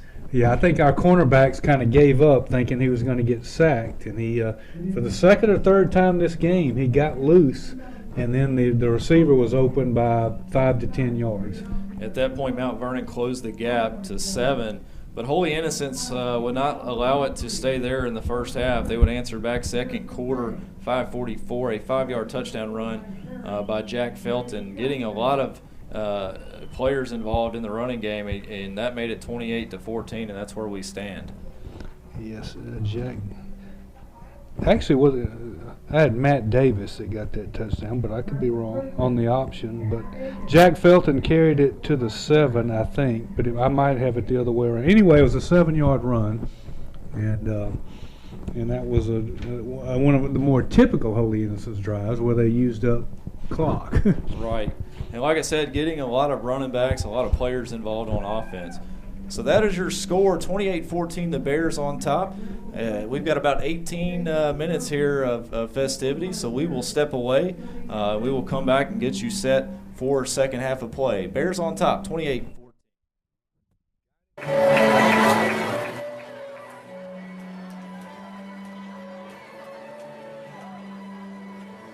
Freshman Prince, Tony Wayne, escorted by his mother, Haley Wayne.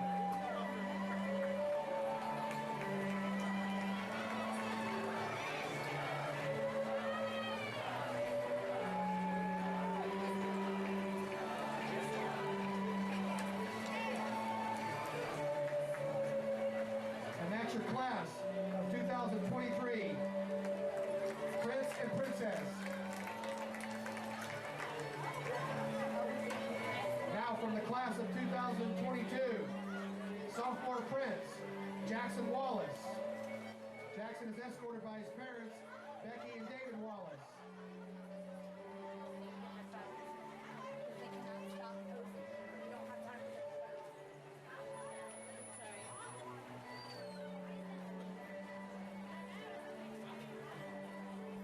Sophomore Princess, Jenny Canino. Jenny is escorted by her mother, Cesara Acurio.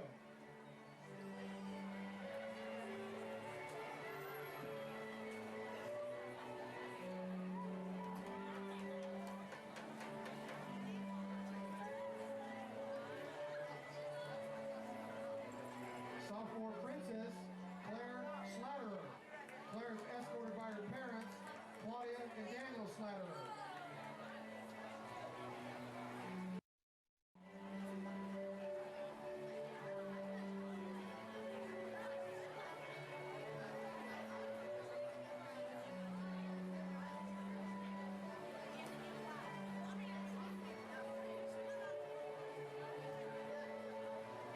Sophomore Prince, Walker Wolf. Walker is escorted by his mother, Alita Wolf.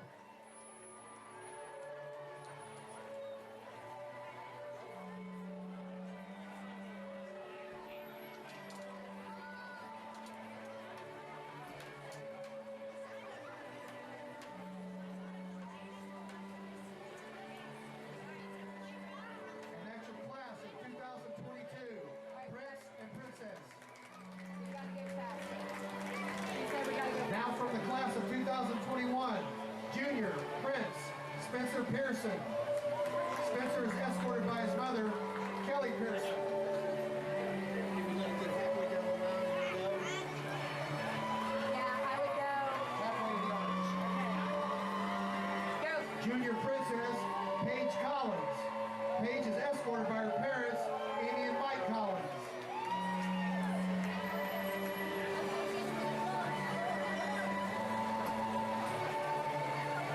Junior Princess, Rachel McKenzie Suttle. Rachel is escorted by her parents, Rhonda and Coda Suttle.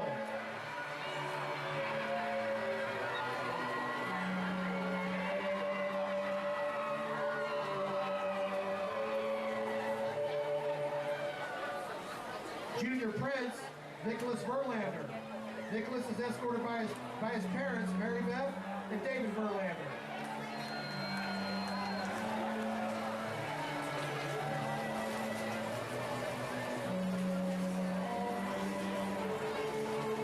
And that's your class of 2021, Prince and Princess.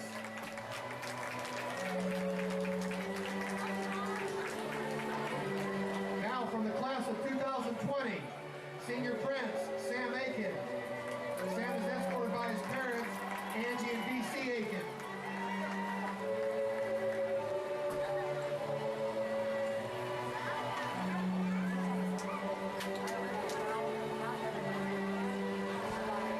Senior Princess, Catherine Elizabeth Shemansky. Catherine is escorted by her parents, Ann and Daniel Shemansky.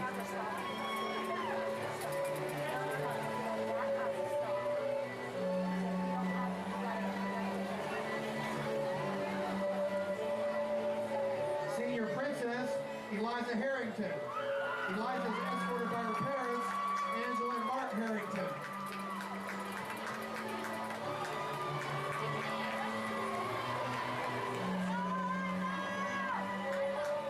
Senior Prince, Moreland Bell.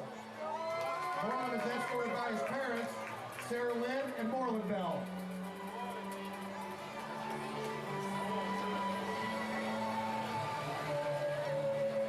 Senior Prince, Jack Felton. Jack is escorted by his parents, Carl Felton and Ashley Cavell.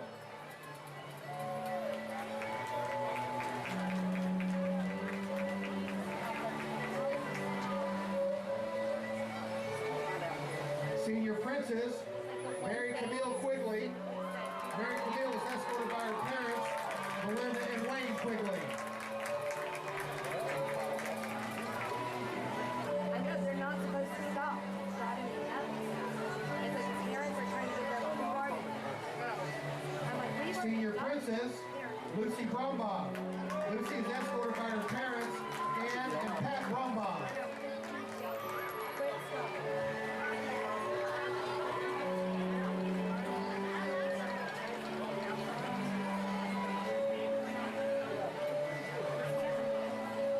Senior Prince, Tyler White. Tyler is escorted by his parents, Trina and Keith White.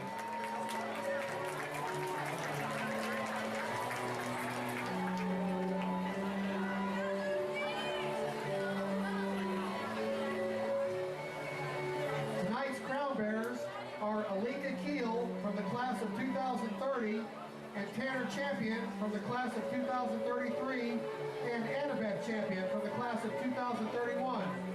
Alika is the daughter of Alan and Natalie Keel, and Tanner and Annabeth Champion are the children of Jennifer and Josh Champion.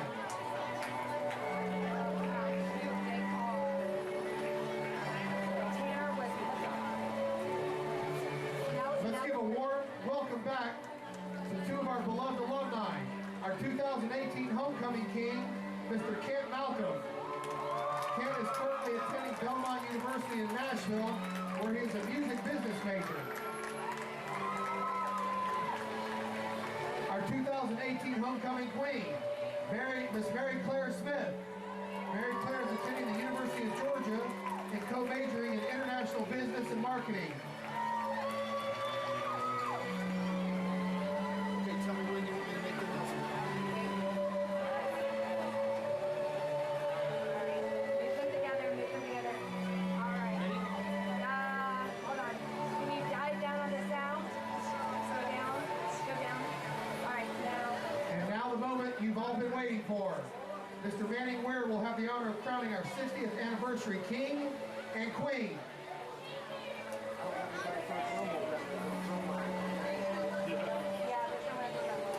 Your 2019 homecoming king will be Jack Felton.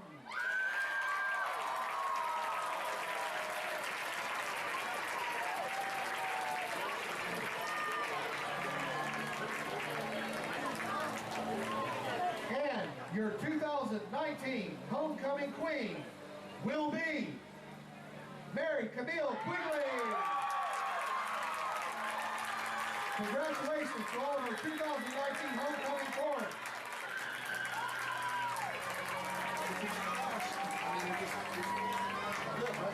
You're doing fantastic. Now we're doing cheerleading. You do have the, you do have the queen on there, queen on the iPad. The We Will Rock You. Yes. So we are going to cut it at 34 seconds. Fans, let's hear it for all of our homecoming corn. So when it happens, we're going to kick and that's going to be it. So nothing plays after 34 seconds. Of the We Will Rock You. Because the girls like turn and do this boss move. Does anything play after that? Yes, and then there's the post. So the girls are going to stay there, and everybody else needs to leave. They got to get the carpet and the thing out. They're doing it now. And they're all facing me. So what's played after that? Then I'll tell you. Cheer. Yeah, cheer. Cheer mix. Let me see it. Let me see. Tell me when you're ready. Not yet.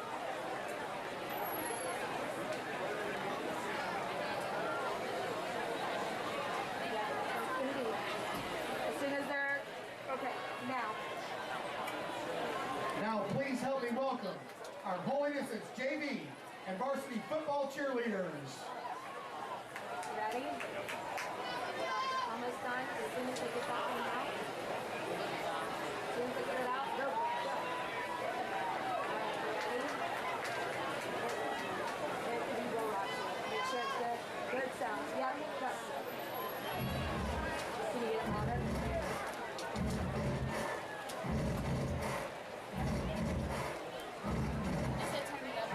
I think they're saying turn it up. Turn it up. We can get louder.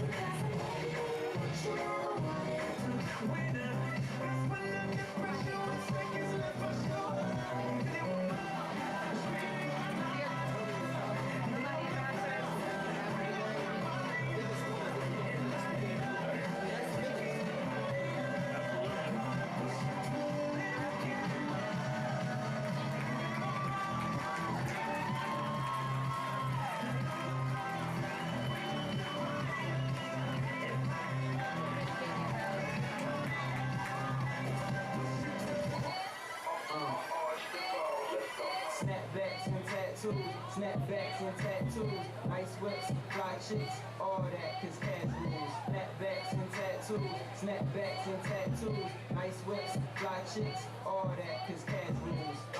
Show off your hats, show off your tat. Don't you wish your girlfriend was raw like me? Don't you wish your girlfriend was fun like me? Don't you? Don't you? I can feel it. Leave it alone. Ain't on my head, you say you wanna chill, go ahead and have a bad soldier. I'm the star, you see the ice, you see the cars, push your ice, everywhere you are, live life, I'm the star,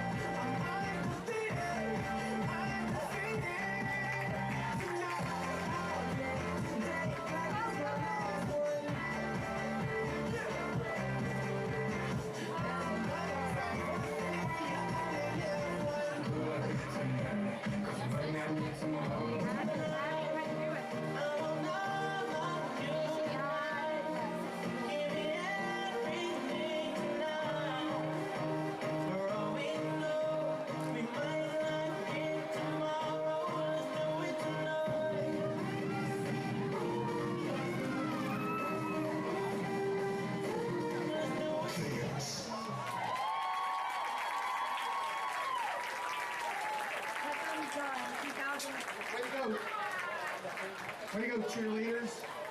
At this time, we'd like to introduce the 2019 cheerleaders. Freshmen, Avery Fearman, Holly Hahn, Caroline House, and Margot Bechelette. Sophomores, Emily Adams,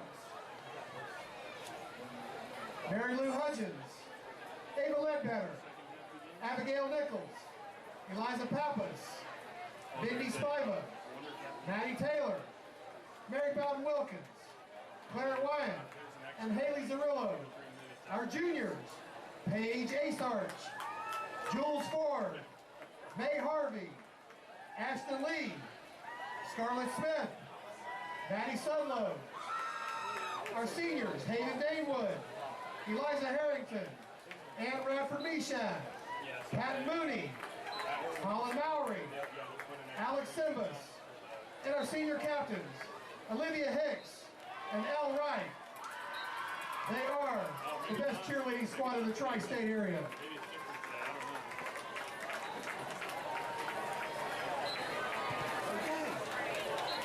Marshall, you think they're going to put on an extra 3 minutes? Or 2 minutes or whatever it is? I think that's the Georgia High School rule. It's a rule? We'll see what happens. We have because Yeah, because Mount Vernon's not going to help you.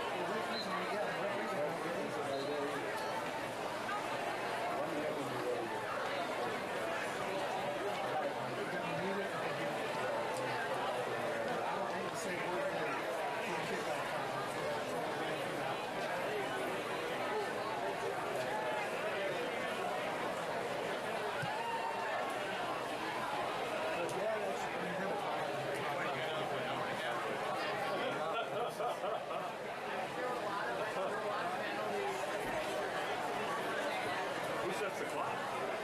Is it Mia?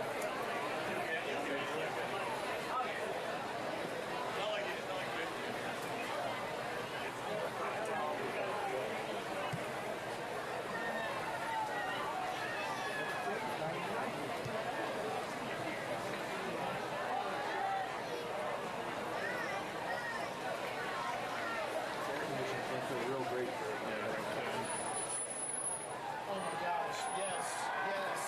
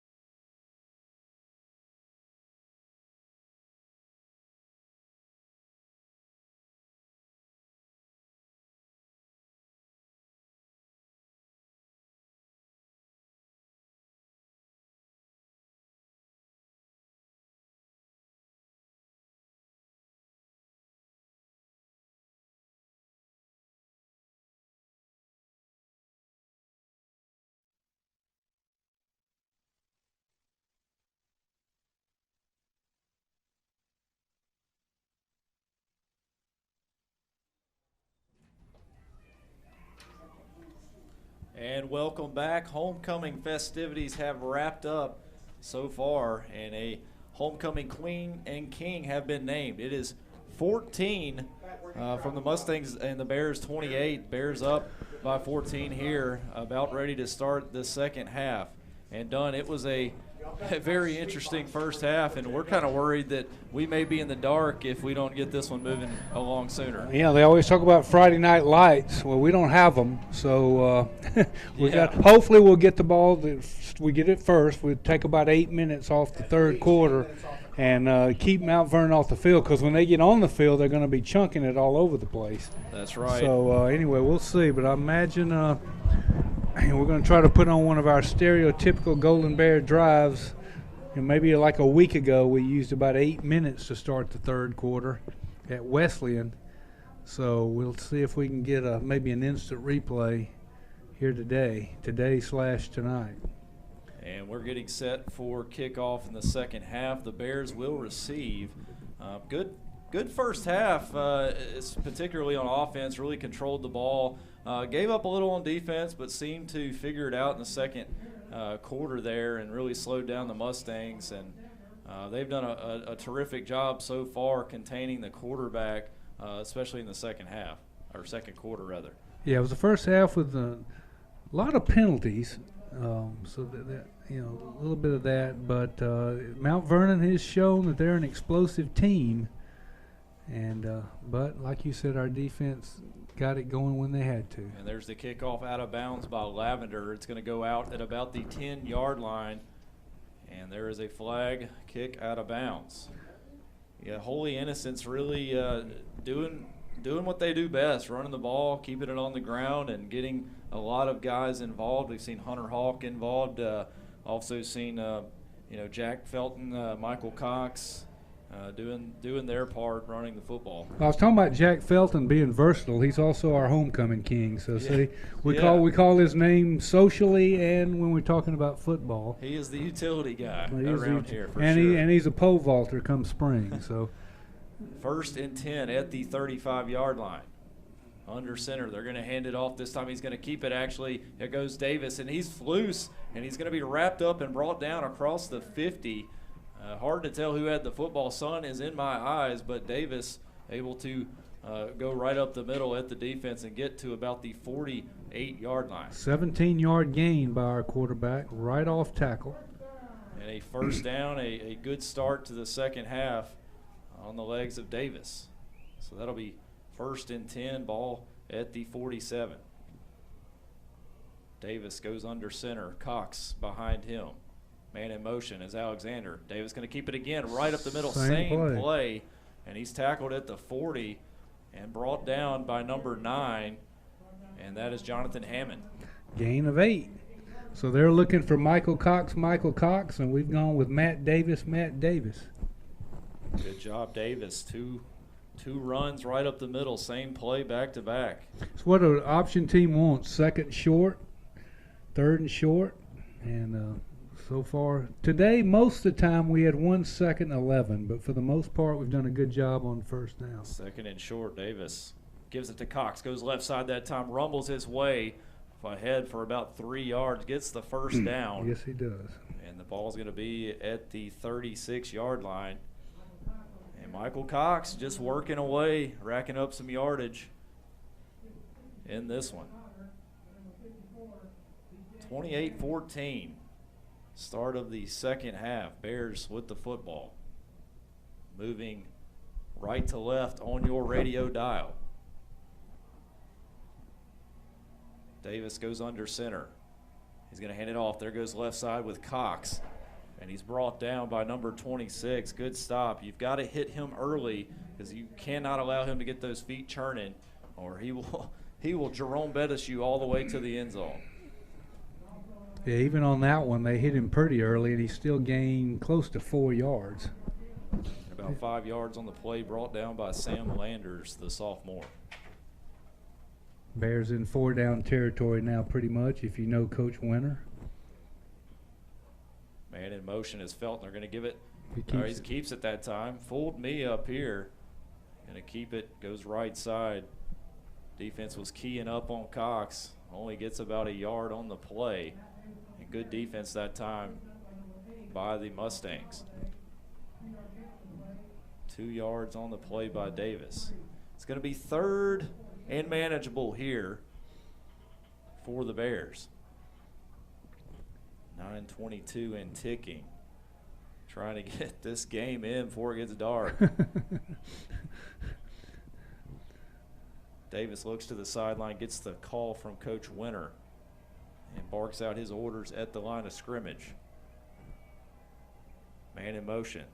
Going to keep it again around the right side. This time the defense was there, and the defense stiffens that time. Brought down again by Jonathan Hammond, and it's going to be 4th down for the Bears.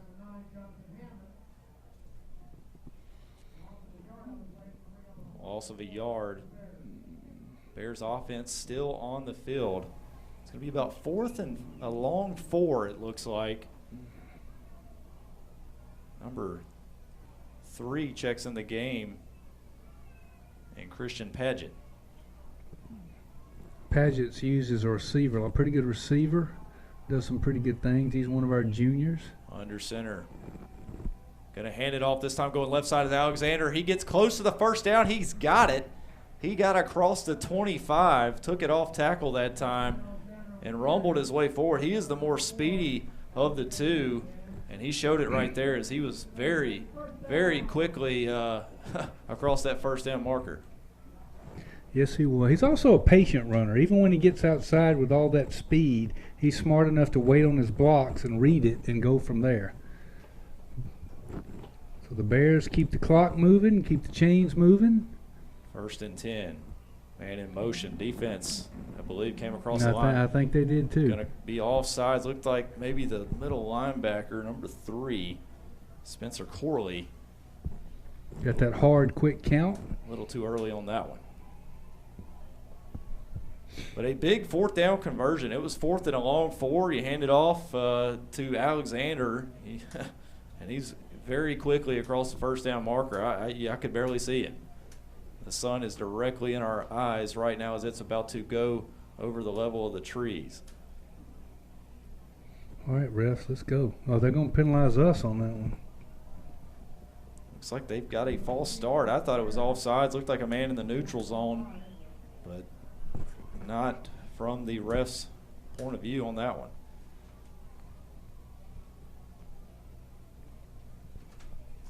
So it's going to be 1st and 15. 1st down to get is around the 14-yard line. Davis going to go under center. Cox in the backfield, along with Leighton Dixon and Hunter Hawk. Hawk in motion, drops back, looking to throw, throws over the middle, got a man open, into the end zone, touchdown. A great play by number 18.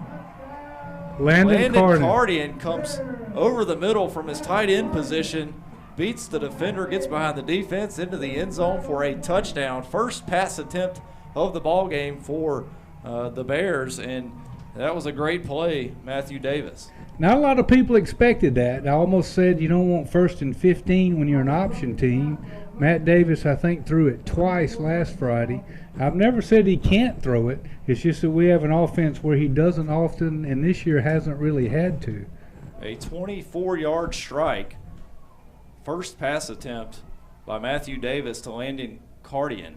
And that was a good play. Got behind the defense, showed his wheels, and showed that he has the diving ability to make a catch in the end zone. Yeah, he's also a basketball player, so he's used to coming up with loose balls. Good athlete, as he also showed. And kick is up and good by Wanke. 35-14. Bears come right down the field to start the second half. Used up 4.5 minutes. And now they extend their lead to 21 points.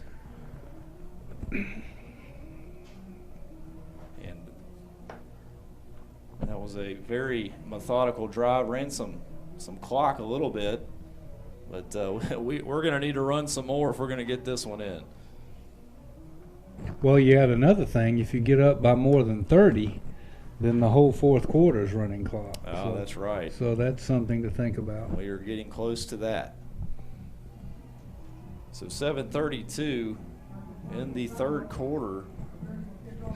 And Davis, a strike into the end zone to Landon Cardian, 24 yards. Yeah, Cardian had beat his man. Davis did a good job of laying it out there. And then Cardian with a full dive, got those good hands and held on to it, didn't let the ground break his reception. And the Bears did what they needed to do, tacked on some more points. And a big 4th and 4 Yes, that was on that big. play. And you give it to Alexander, gets the first down, and then come right back and get the score, and just extended that drive and capitalized. And that's going to be There's out of the the end kick zone. from Wankey into the end zone. Will be a touchback, bring the ball out to the 20. So bring out the Mustangs and see if they can get something going here in a hole. Blake Keitel was hurt in this ball game, came back in right before the end of the first half, and he looks to be ready to lead the offense again.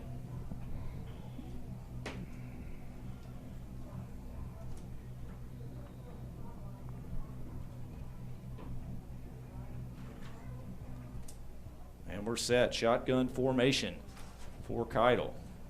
4 wide receivers to the right, 1 to the left, 5 wide. Man in motion is Douglas. Drops back, going to throw it to him out in the flats. Defense is there, but he gets around the edge. And good team defense that time not to let him get too far out from their grip. And they bring him down at about the 21-yard line. I almost thought that was going to be a double pass because, you know, he hit him behind the line a good ways. But Defense gave chase, run out of bounds by Hunter Hawk and company.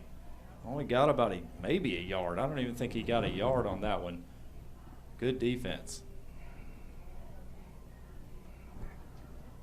And shotgun formation once again. They're going to go 5 wide this time. Keitel in the shotgun formation. Man in motion is Douglas again. Got to run the same play. This time they're going to throw it to a receiver on the slant pattern. Ball was overthrown. Good coverage that time by the Bears in number 46. And that is William Willis. William Willis. It's going to be 3rd down and 9 for the Mustangs. Let's get them off the field. Run some more clock. Ball at the 21. Got to make the 30. And Keitel barks out his orders at the line of scrimmage. We've got 3 wide receivers to the left, 1 to the right. Running back in the backfield is Skyler. Drops back, rolls left, going to hand it off that time. There you go. Trying to give it to the running back on the delay, and defense was all over that, not fooled by that one. Good defense there by number 5 and Sam Aiken. That's going to make it 4th. It's going to bring on their punter. And about 6 or 7. Going to bring the punter on, and I believe the punter, Alex Van Landingham, who has a touchdown in this game, plays a little wide receiver. We got a man a little bit shaken up, one of our Bears. Trainer Andrew Baxter's out there. Looks to be number 6, Griffin McInnes, on a knee. Training staff assisting him. 35-14 Bears on top. 6:22 here in the 3rd quarter. It's been all Bears in this one, despite some early efforts by the Mustangs. And a very athletic quarterback the Mustangs have. Leads Region 5 in yardage and touchdowns. I believe now he's thrown 3 interceptions or 2 interceptions. Had 1 coming into this game, threw 1 or 2 in this ball game. Leighton Dixon picked one off that led to our 2nd touchdown, I believe. Yep. And he's been a very athletic quarterback. He has escaped the pocket a few times and extended plays to account for the 14 points put up by the Mustangs. We don't have anybody deep yet. There is nobody back to return this one. Maybe they're not expecting it to go very far off the leg of Van Landingham. Or looking for a fake, but I don't know. But no. There's the kick. No, there it It's gonna be is. a decent kick. Going to roll and hit it about the 45 of the Bears. He gets a And good take roll. Mustang roll. Yeah, he does. And get out at about the 30-yard line. 31 is where they will mark it, and that's where the Bears will begin on offense. 5:58 in the second quarter. Bears up 35-14. Homecoming night. Repeat first drive. That's right. And we can expect to get a heavy dose of the rushing attack once again, and possibly number 35 getting loose. But I will say this, the Mustangs have done a pretty good job in the second quarter, and they even showed on the last drive, trying to contain Michael Cox. Under center is Davis. Cox behind him. Alexander in motion. Davis going to keep it this time. Dances to the right side. Not a whole lot of room to go there. And he's going to be dropped at the line of scrimmage. A pickup of nothing on that one. Good defense that time by number 52 for the Mustangs. And Alex Met, called his name a lot, the senior playing from his middle linebacker position. So it's going to be 2nd and 10. Ball at the 31. Bears getting set.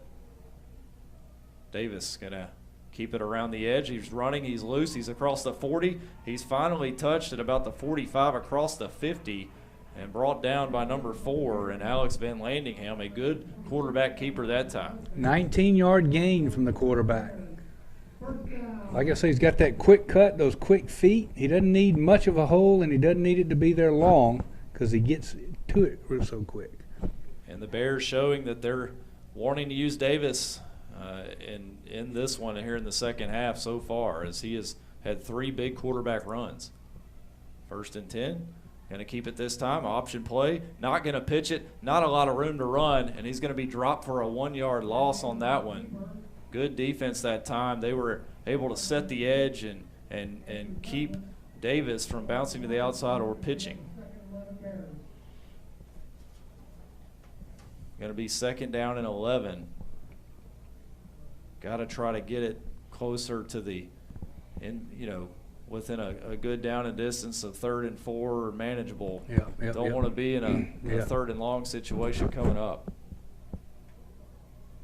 Davis under center, man in motion. They're going to hand it off on the counter this time. And here comes Felton. He's loose. He's across the 40. He's at the 30, and he's going to be run out of bounds at about the 20-yard line. A good play by Felton on the counter play. Had the Mustangs fooled, had them going one way, handed it off going the other, and brought down by Douglas.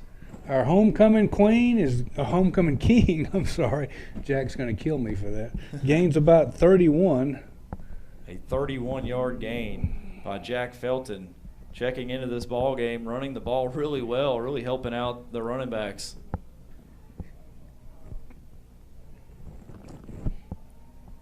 And here we go, 1st and 10 at the 20-yard line. Felton to Davis's left. Also, you have number 4 in Leighton Dixon and number 35, Michael Cox, right behind Davis. Man in motion is Felton. They're going to pitch it that way.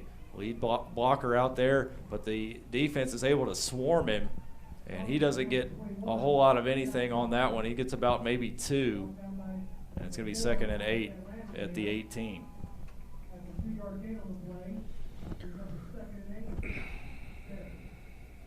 Good job there by the defense not to get beat on the edge. And that's what this Bears team will do. They'll lull you to sleep with those runs inside, and then they'll hit you with either a play-action pass or try to get you on the perimeter. We haven't used Michael Cox much on this drive, if at all.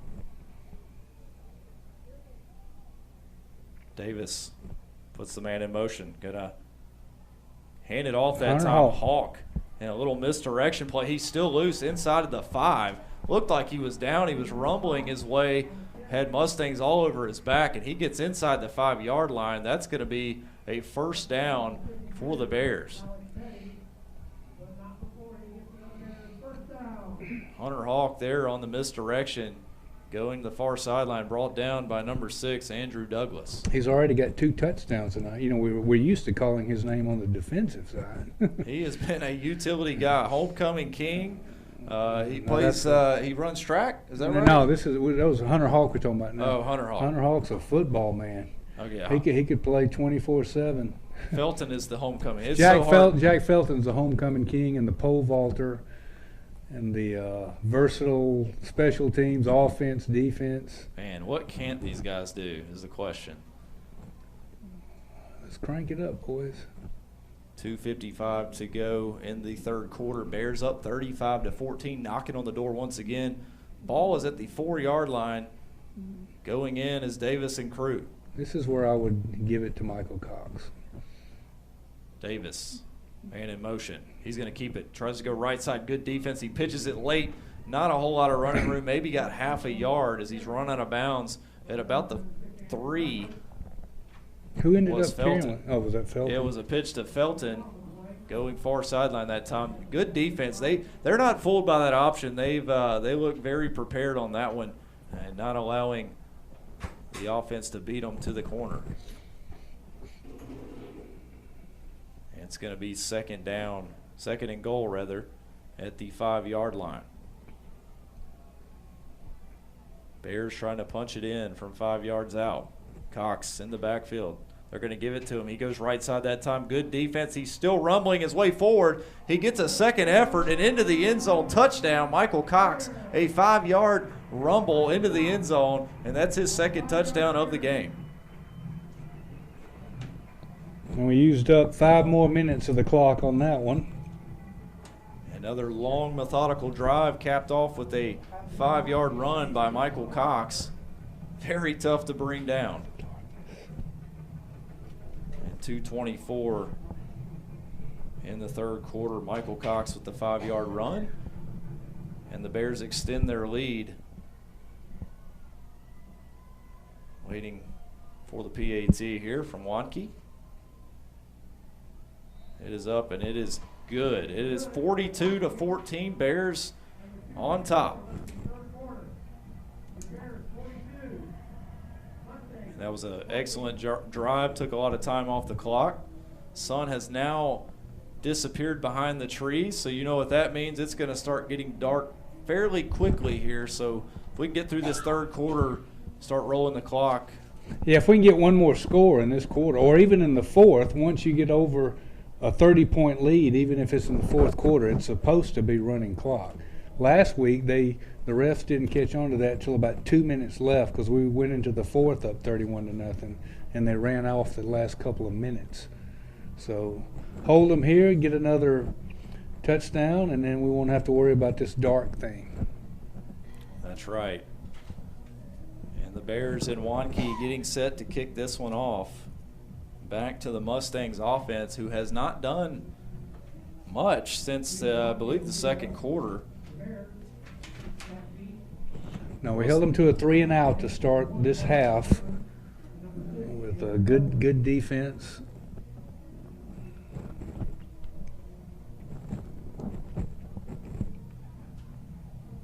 Yeah, they have not scored since the second quarter in this one.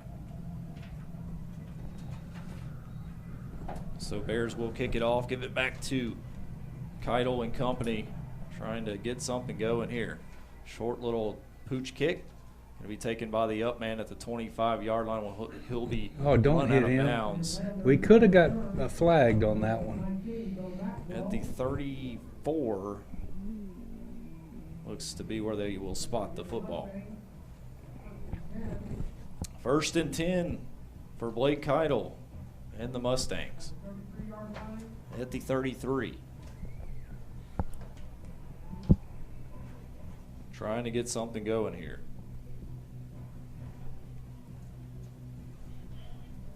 Shotgun formation.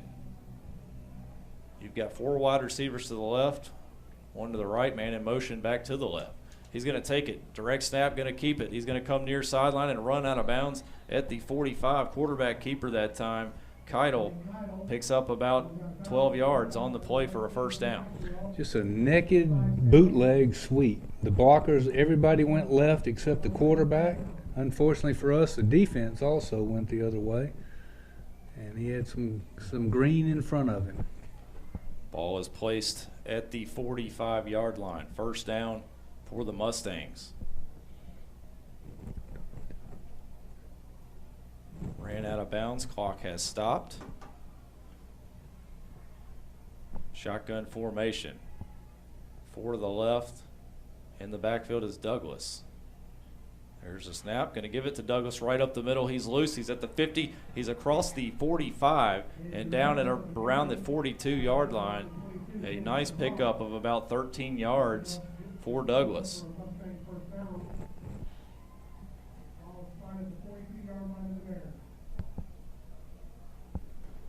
Bears at the 42 of the, the Mustangs at the 42 of the Bears in Bear territory, trying to get something going here.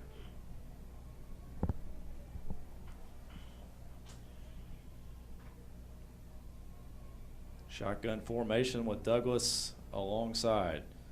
Puts him split to the right in the slot. Drops back, looks left, and he's going to try to run this one. Good pressure. That time brought down by number 5. Sam Aiken. And Sam Aiken. Gabe Chase. Loss of a yard. Put pressure. Gabe Chase wrapped him up, brought him down. Lost a yard on the play. Going to be 2nd and 11 here for Keitel. Sam Aiken can wrap up. He's a former wrestler, so he knows how to do that. Knows how to do the takedown. Knows how to do the takedown. Also our center fielder, which he showed last week with his interception. It was a diving forward catch. I said, well, that's what you do in the spring anyway. 5 wide receivers for Keitel. Drops back. He looks right. He's under pressure again. He's going to try to run this one. He's going to load up and throw down the sideline. Got a man. Is Douglas. It was well overthrown. Good coverage that time by Leighton Dixon. He's played really well over there on Douglas. Douglas, a really good receiver, has about 400 yards, or 600 rather, on the season. Yeah, Leighton with good coverage. He had to throw the ball perfect with maybe a little more air under it. We have a quick announcement. We're looking for Taylor Donald. He's done, Leighton Dixon has done such a good job on Douglas in this ball game. They have started to try to use Douglas out of the backfield because he's really been ineffective lined, out at the wide receiver position. And going to be a timeout for the Mustangs. 42-14, Bears in control. 48 seconds here in the third quarter. And Dunn, this has been a really good football game for the Bears. They, gave up a few points, but really started to control things. Yeah, they have, and they've done. They did what they had to do opening the third quarter. They drove it down and score, and then just as impressive, the defense held them to a 3 and out. This is a pretty explosive offense. The score may not show it, but they can move it in a hurry, and we held them to the 3 and out and punched it in again. So, and now we got them in a 3rd and 11 hole. Yeah, the Holy Innocent secondary has been pretty good this season. Seems to be definitely a strong point on defense, as we mentioned.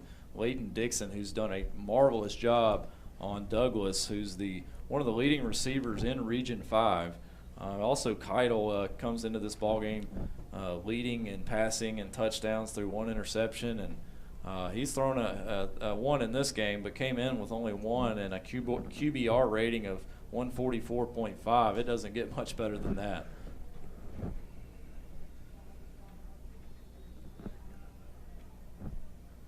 Still in the timeout here. Bears set to go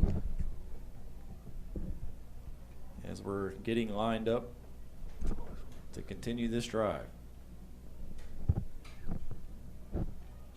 3rd and 11, big play here. Hold Big them. 3rd and 11 here for the Mustangs. Got 3 wide receivers to the left, 2 to the right. Defense not going to pressure this time. Going to throw it over to the right side of Douglas. Well overthrown. Keitel upset with himself on that one. But he's feeling the pressure back there for sure. I don't see their punter coming on, so they're going to go for it. And why not? They're in no man's land right now. You might as well, based on some of the punts earlier in this game, came off the side of his foot, didn't really roll far, so you might as well take your shot, especially with this deficit. It's going to be 4th and 11. Got to get to about the 32-yard line for a first down. Shotgun formation, 3 to the left, 2 to the right. Looking to throw. He loads up. He throws down the field. Got a man, and he's caught at about the 10-yard line. Good play there by number 9 and Jonathan Hammond to get behind the defender, who was Landon Cardian that time, and make a play. Landon's down hurt. Landon Cardian down after that one.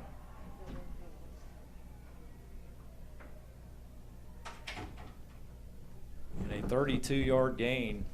Looks like they'll mark the ball at about the 10-yard line or 11-yard line, as Cardian being attended to.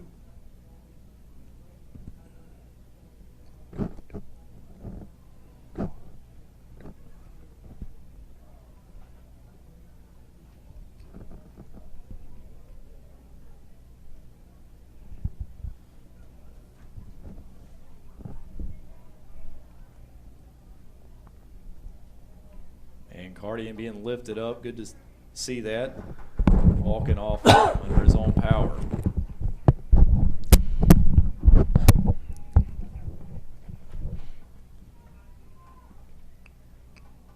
Ball is at the 11-yard line. Will be 1st and 10, or 1st and goal rather, as it is at the 9-yard line, not the 11.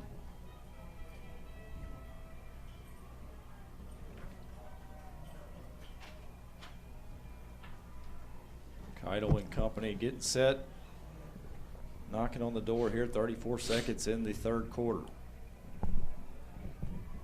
Shotgun formation, you got 5 wide receivers. Keitel going to keep it this time. He goes right side, but he's wrapped up and brought down quickly. Good play there by Sam Aiken.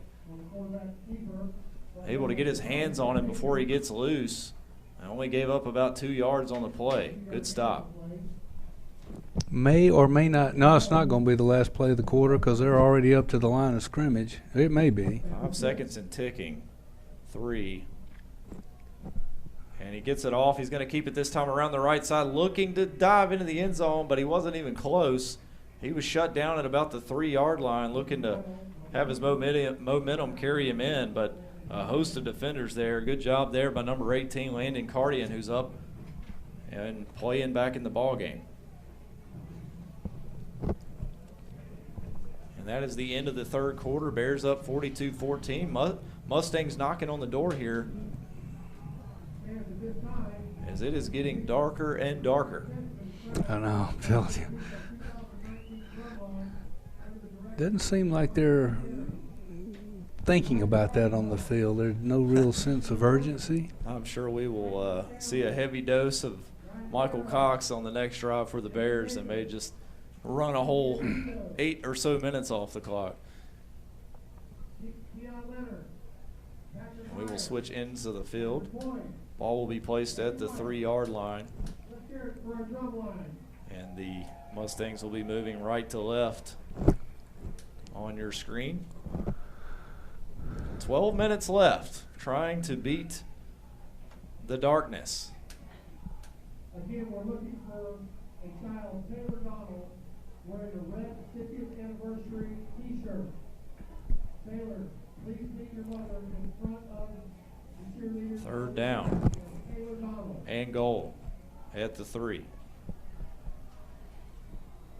Keitel, 5 wide receivers. He's got Douglas to his right.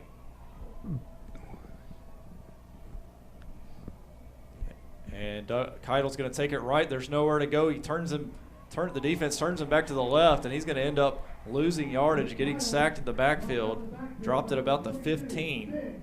Make it 13. Hunter Hawk comes flying in from his linebacker position to bring him down.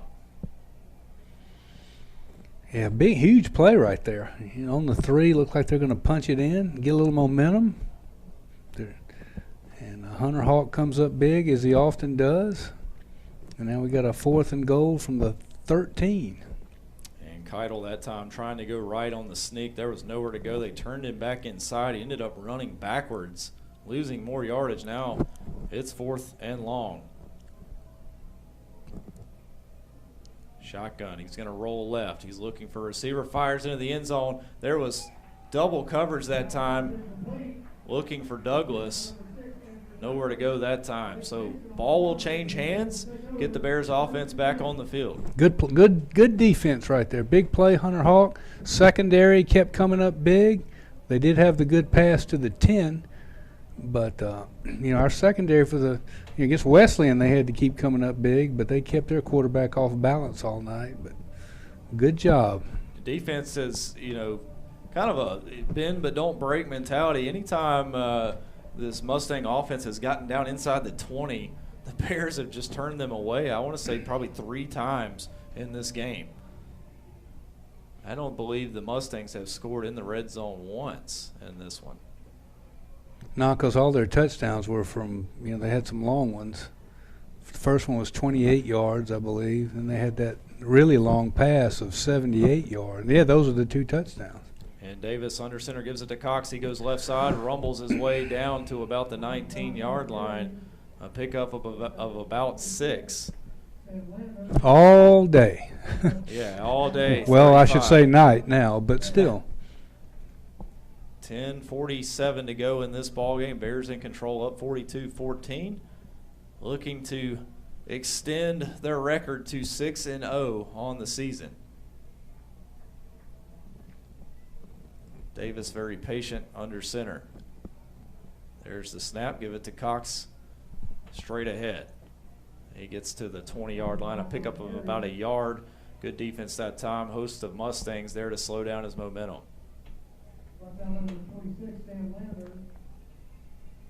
And number 26 on the stop, Sam Landers. The clock says 4th down, but it's 3rd. 3rd and 3 for Holy Innocents.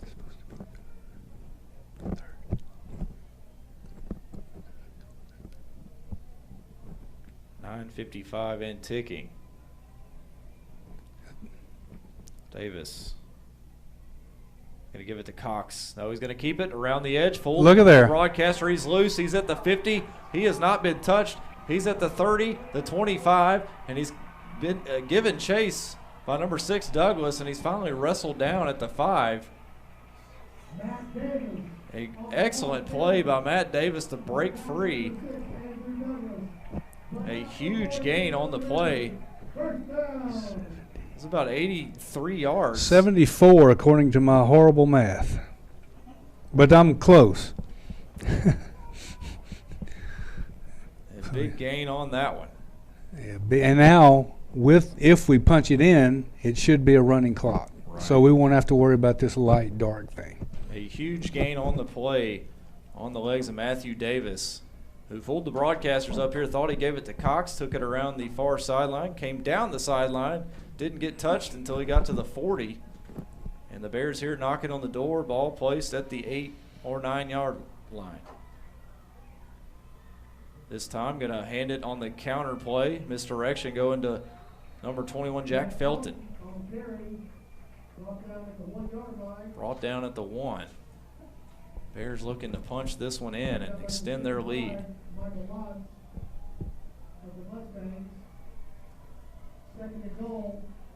Second and goal. Christian Padgett checks into the ball game.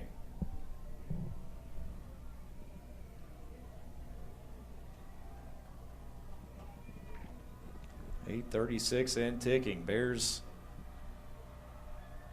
knocking on the door. Davis hands it to Cox. He's into the end zone. That make it his 3rd touchdown of the game as he goes in from 1 yard out. Michael Cox.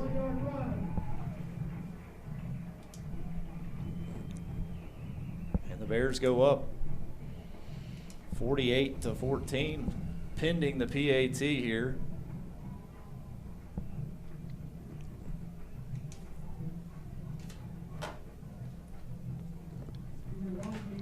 Another long drive set up by a long run from Davis. Juan Keon.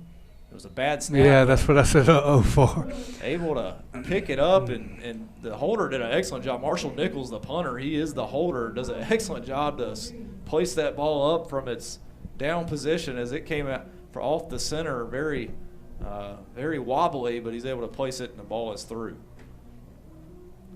So Wanke's 7 for 7 tonight.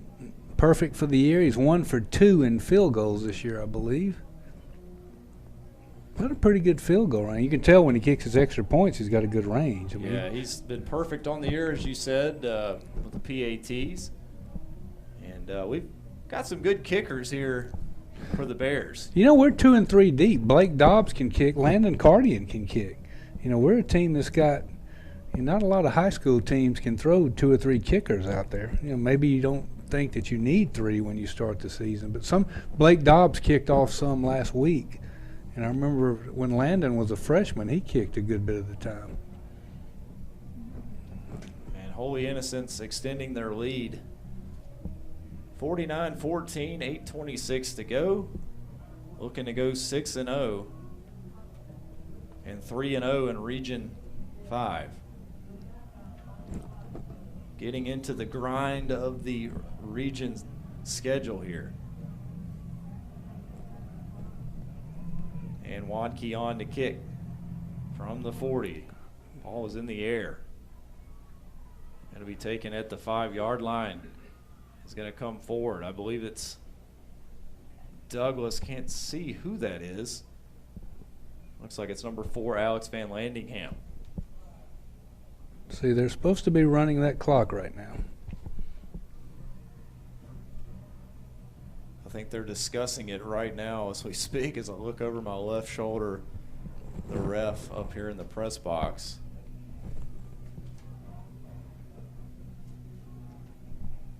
But they're not running They the are clock. not running the clock.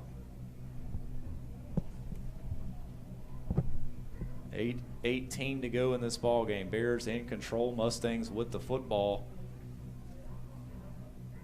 All at the 24-yard line. Blake Keitel in the shotgun formation. 3 to the left, 1 to the right.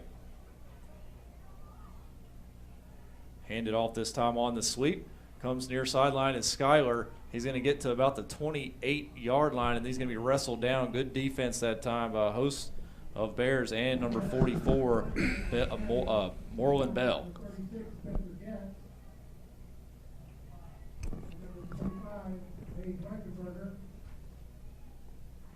A pickup of about 4 yards that time for Skyler. And number 1, Parker Carmen checks into the ball game at running back for the Mustangs.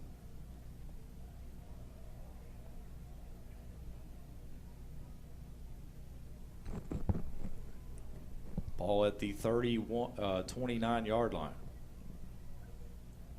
Shotgun. He's going to fake the pitch, going to keep it, comes near sideline, crosses the 30, and he's going to run out of bounds. Hit really hard. Mouthpiece came flying out of somebody. Going to be run out of bounds at the 36. It's going to be a first down as the Mustangs keep it moving. Ball is placed just shy of the 35. I think they got the memo because now the clock's running. Clock is running. And then the ball was out of bounds. So That's right. technically the clock would be stopped right now. Shotgun formation, 3 to the right, 1 to the left.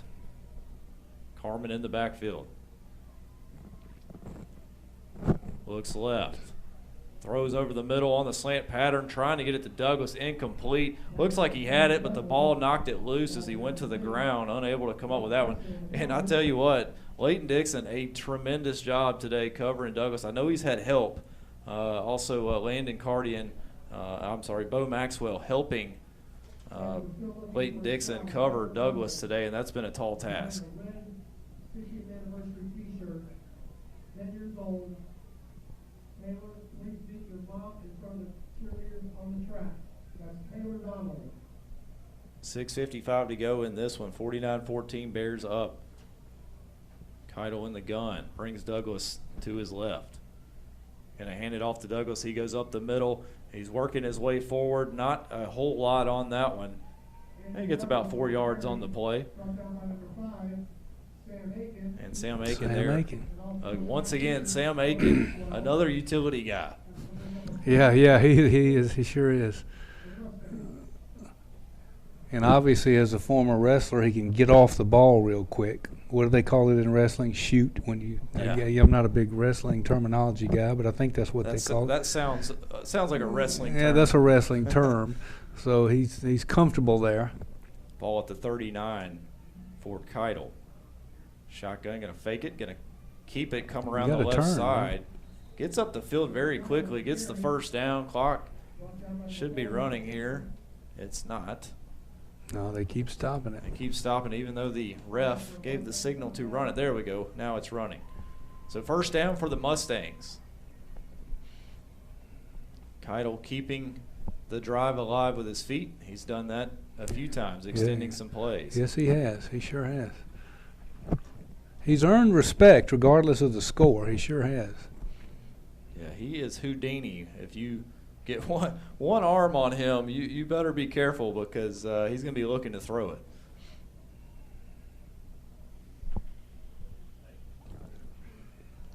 Man in motion, Douglas in the flats. He drops back as Keitel. He's going to throw deep to the left side. Almost picked off. Wow. Played a little volleyball down there. He was trying to hit number 9 and Jonathan Hammond, but almost picked off there by Bo Maxwell, number 19. Good coverage that time. That was triple coverage he threw into. Looks like there's a flag on the far side. There is a flag down at about the 44-yard line on the far sideline. It's going to be on Mount Vernon. And they'll back them up 5 yards. It's going to be 1st and 15. Ball's placed at the 41.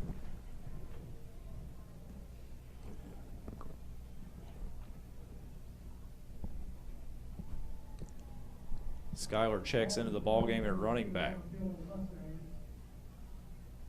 Got 3 wide receivers to the right, 1 to the left.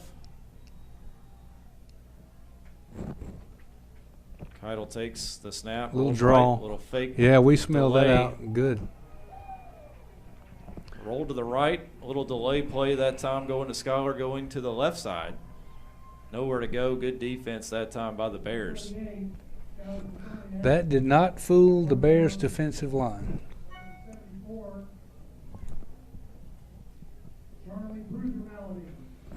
Clock ticking. 4:55 to go in this one. 49-14. Bears up big. We were down 7-0. Yes. We sure were after about a minute 50 something. Mustangs went down the field, extended some plays, scored, and then kicked it onside, trying to keep the momentum. momentum. That's right. All right, drops back. Keitel loads up, looks right, he throws. Turn, man. Down the field, good coverage. They're going to throw the flags. They're going to throw a couple of flags. I would disagree on that one. 25 in coverage, and that's HIES Reifenberger. Reffenberger. Yeah, he's one of our juniors. The junior in coverage. Looked like good coverage. May have got tripped up. I think that's what coach is arguing on the far sideline, that their feet got tangled and he went down. What didn't look like a push off to me. No, if your feet get tangled up, that's just 2 people going for the ball. That's right.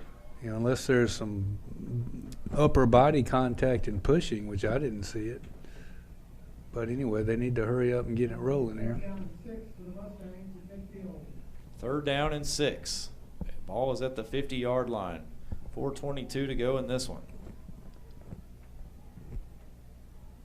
Everybody's about to get their sleeping bags out and go to sleep if they don't hurry up and get this one underway.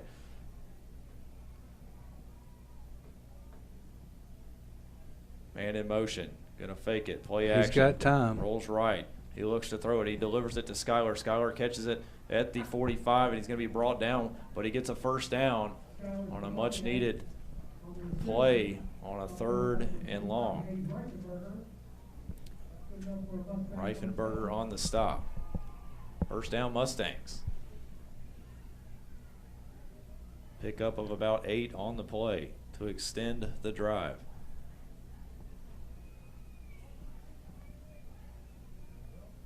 It's been all Bears in this one. Yeah, particularly in the second half.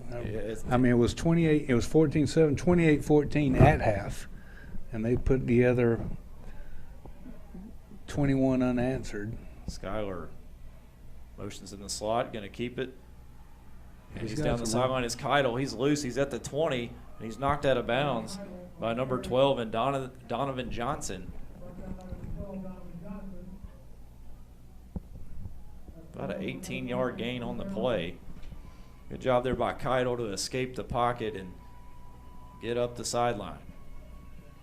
3:32 to go in this one. Mustangs still trying to deliver on a touchdown drive here.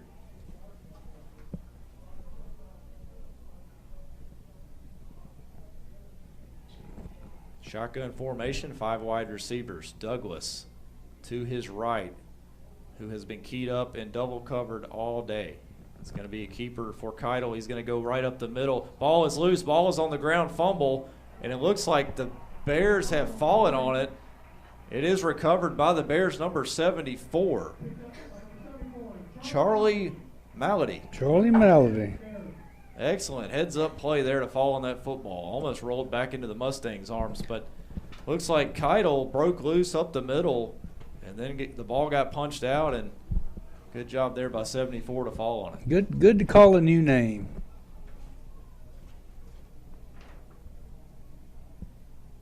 The sophomore with the fumble recovery on homecoming. 3:22 to go. Bears offense back on the field. Under center. Backup quarterback checks into the game. Looks like they're going to hand it off up the middle for about a yard on the play. It looks like number 12 with the carry as the backups are getting some work. Donovan Johnson takes that one, the sophomore. Going to be 2nd down and 7.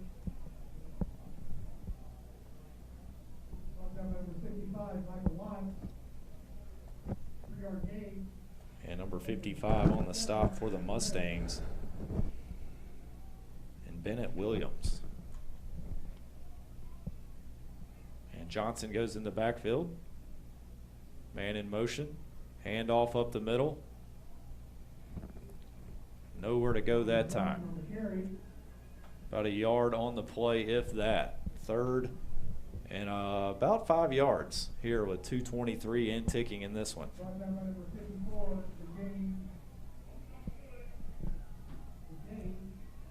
I believe that's Marshall Nichols. Could be, yeah. He plays backup quarterback. He played last week in the Wesleyan game in the 4th quarter. Marshall Nichols, the junior, getting some work here at quarterback. And also Donovan Johnson, number 12, playing some running back. Got some young players, get them some experience in this one. Up 49-14, minute 53 and ticking. Looking to ice this one and extend the record to 6-0 for the Bears. Handoff up the middle is Johnson. He's rumbling his way forward. He got about a yard shy of the yard to gain. So it's going to be 4th and 1. Milk the clock.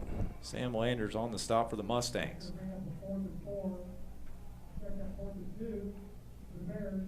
4th and 2 for the Bears. Offense stays on the field. They're going to try to ice this one.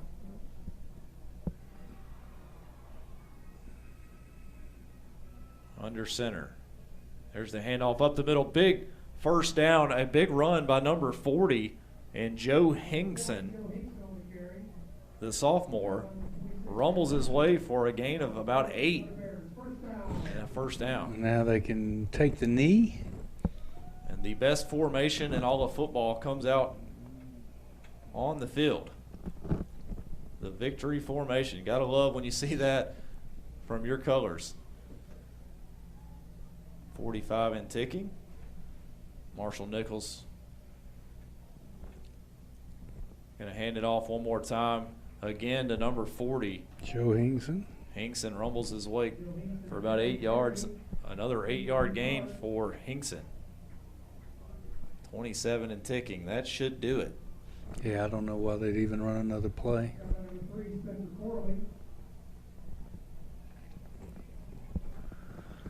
16 and ticking.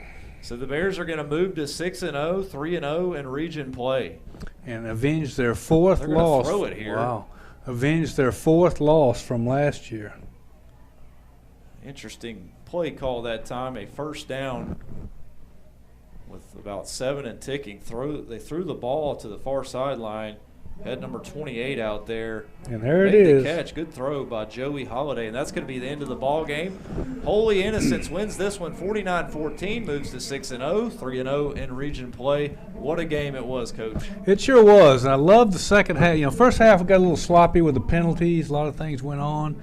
You know, but still, the second half, the Bears just controlled the clock the way they do. The defense stepped up. We got that fumble. We forced a couple of punts. We, of course, first half, Leighton Dixon got the interception. And then we did what we do. We pretty much got the time of possession was ours, and the result was 49 points. And impressive. Going into next week, we go to Strong Rock, which is down in McDonough. And looking to keep it rolling, keep chopping wood, as Coach Winter always says. That's right. Big games by Michael Cox. Hunter Hawk checked in. He had some big touchdowns, 3 touchdowns for Michael Cox, as I just said. He was tremendous today. Team played really well and extend their record to 6-0, and things are just rolling along. Yeah, so far so good.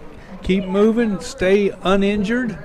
Stay healthy going down the stretch, and let's host some playoff games this year. That's right. For Spencer Schatz and for Dunn Neugebauer, I am sending you off here on homecoming night. Bears win 49-14. Good night.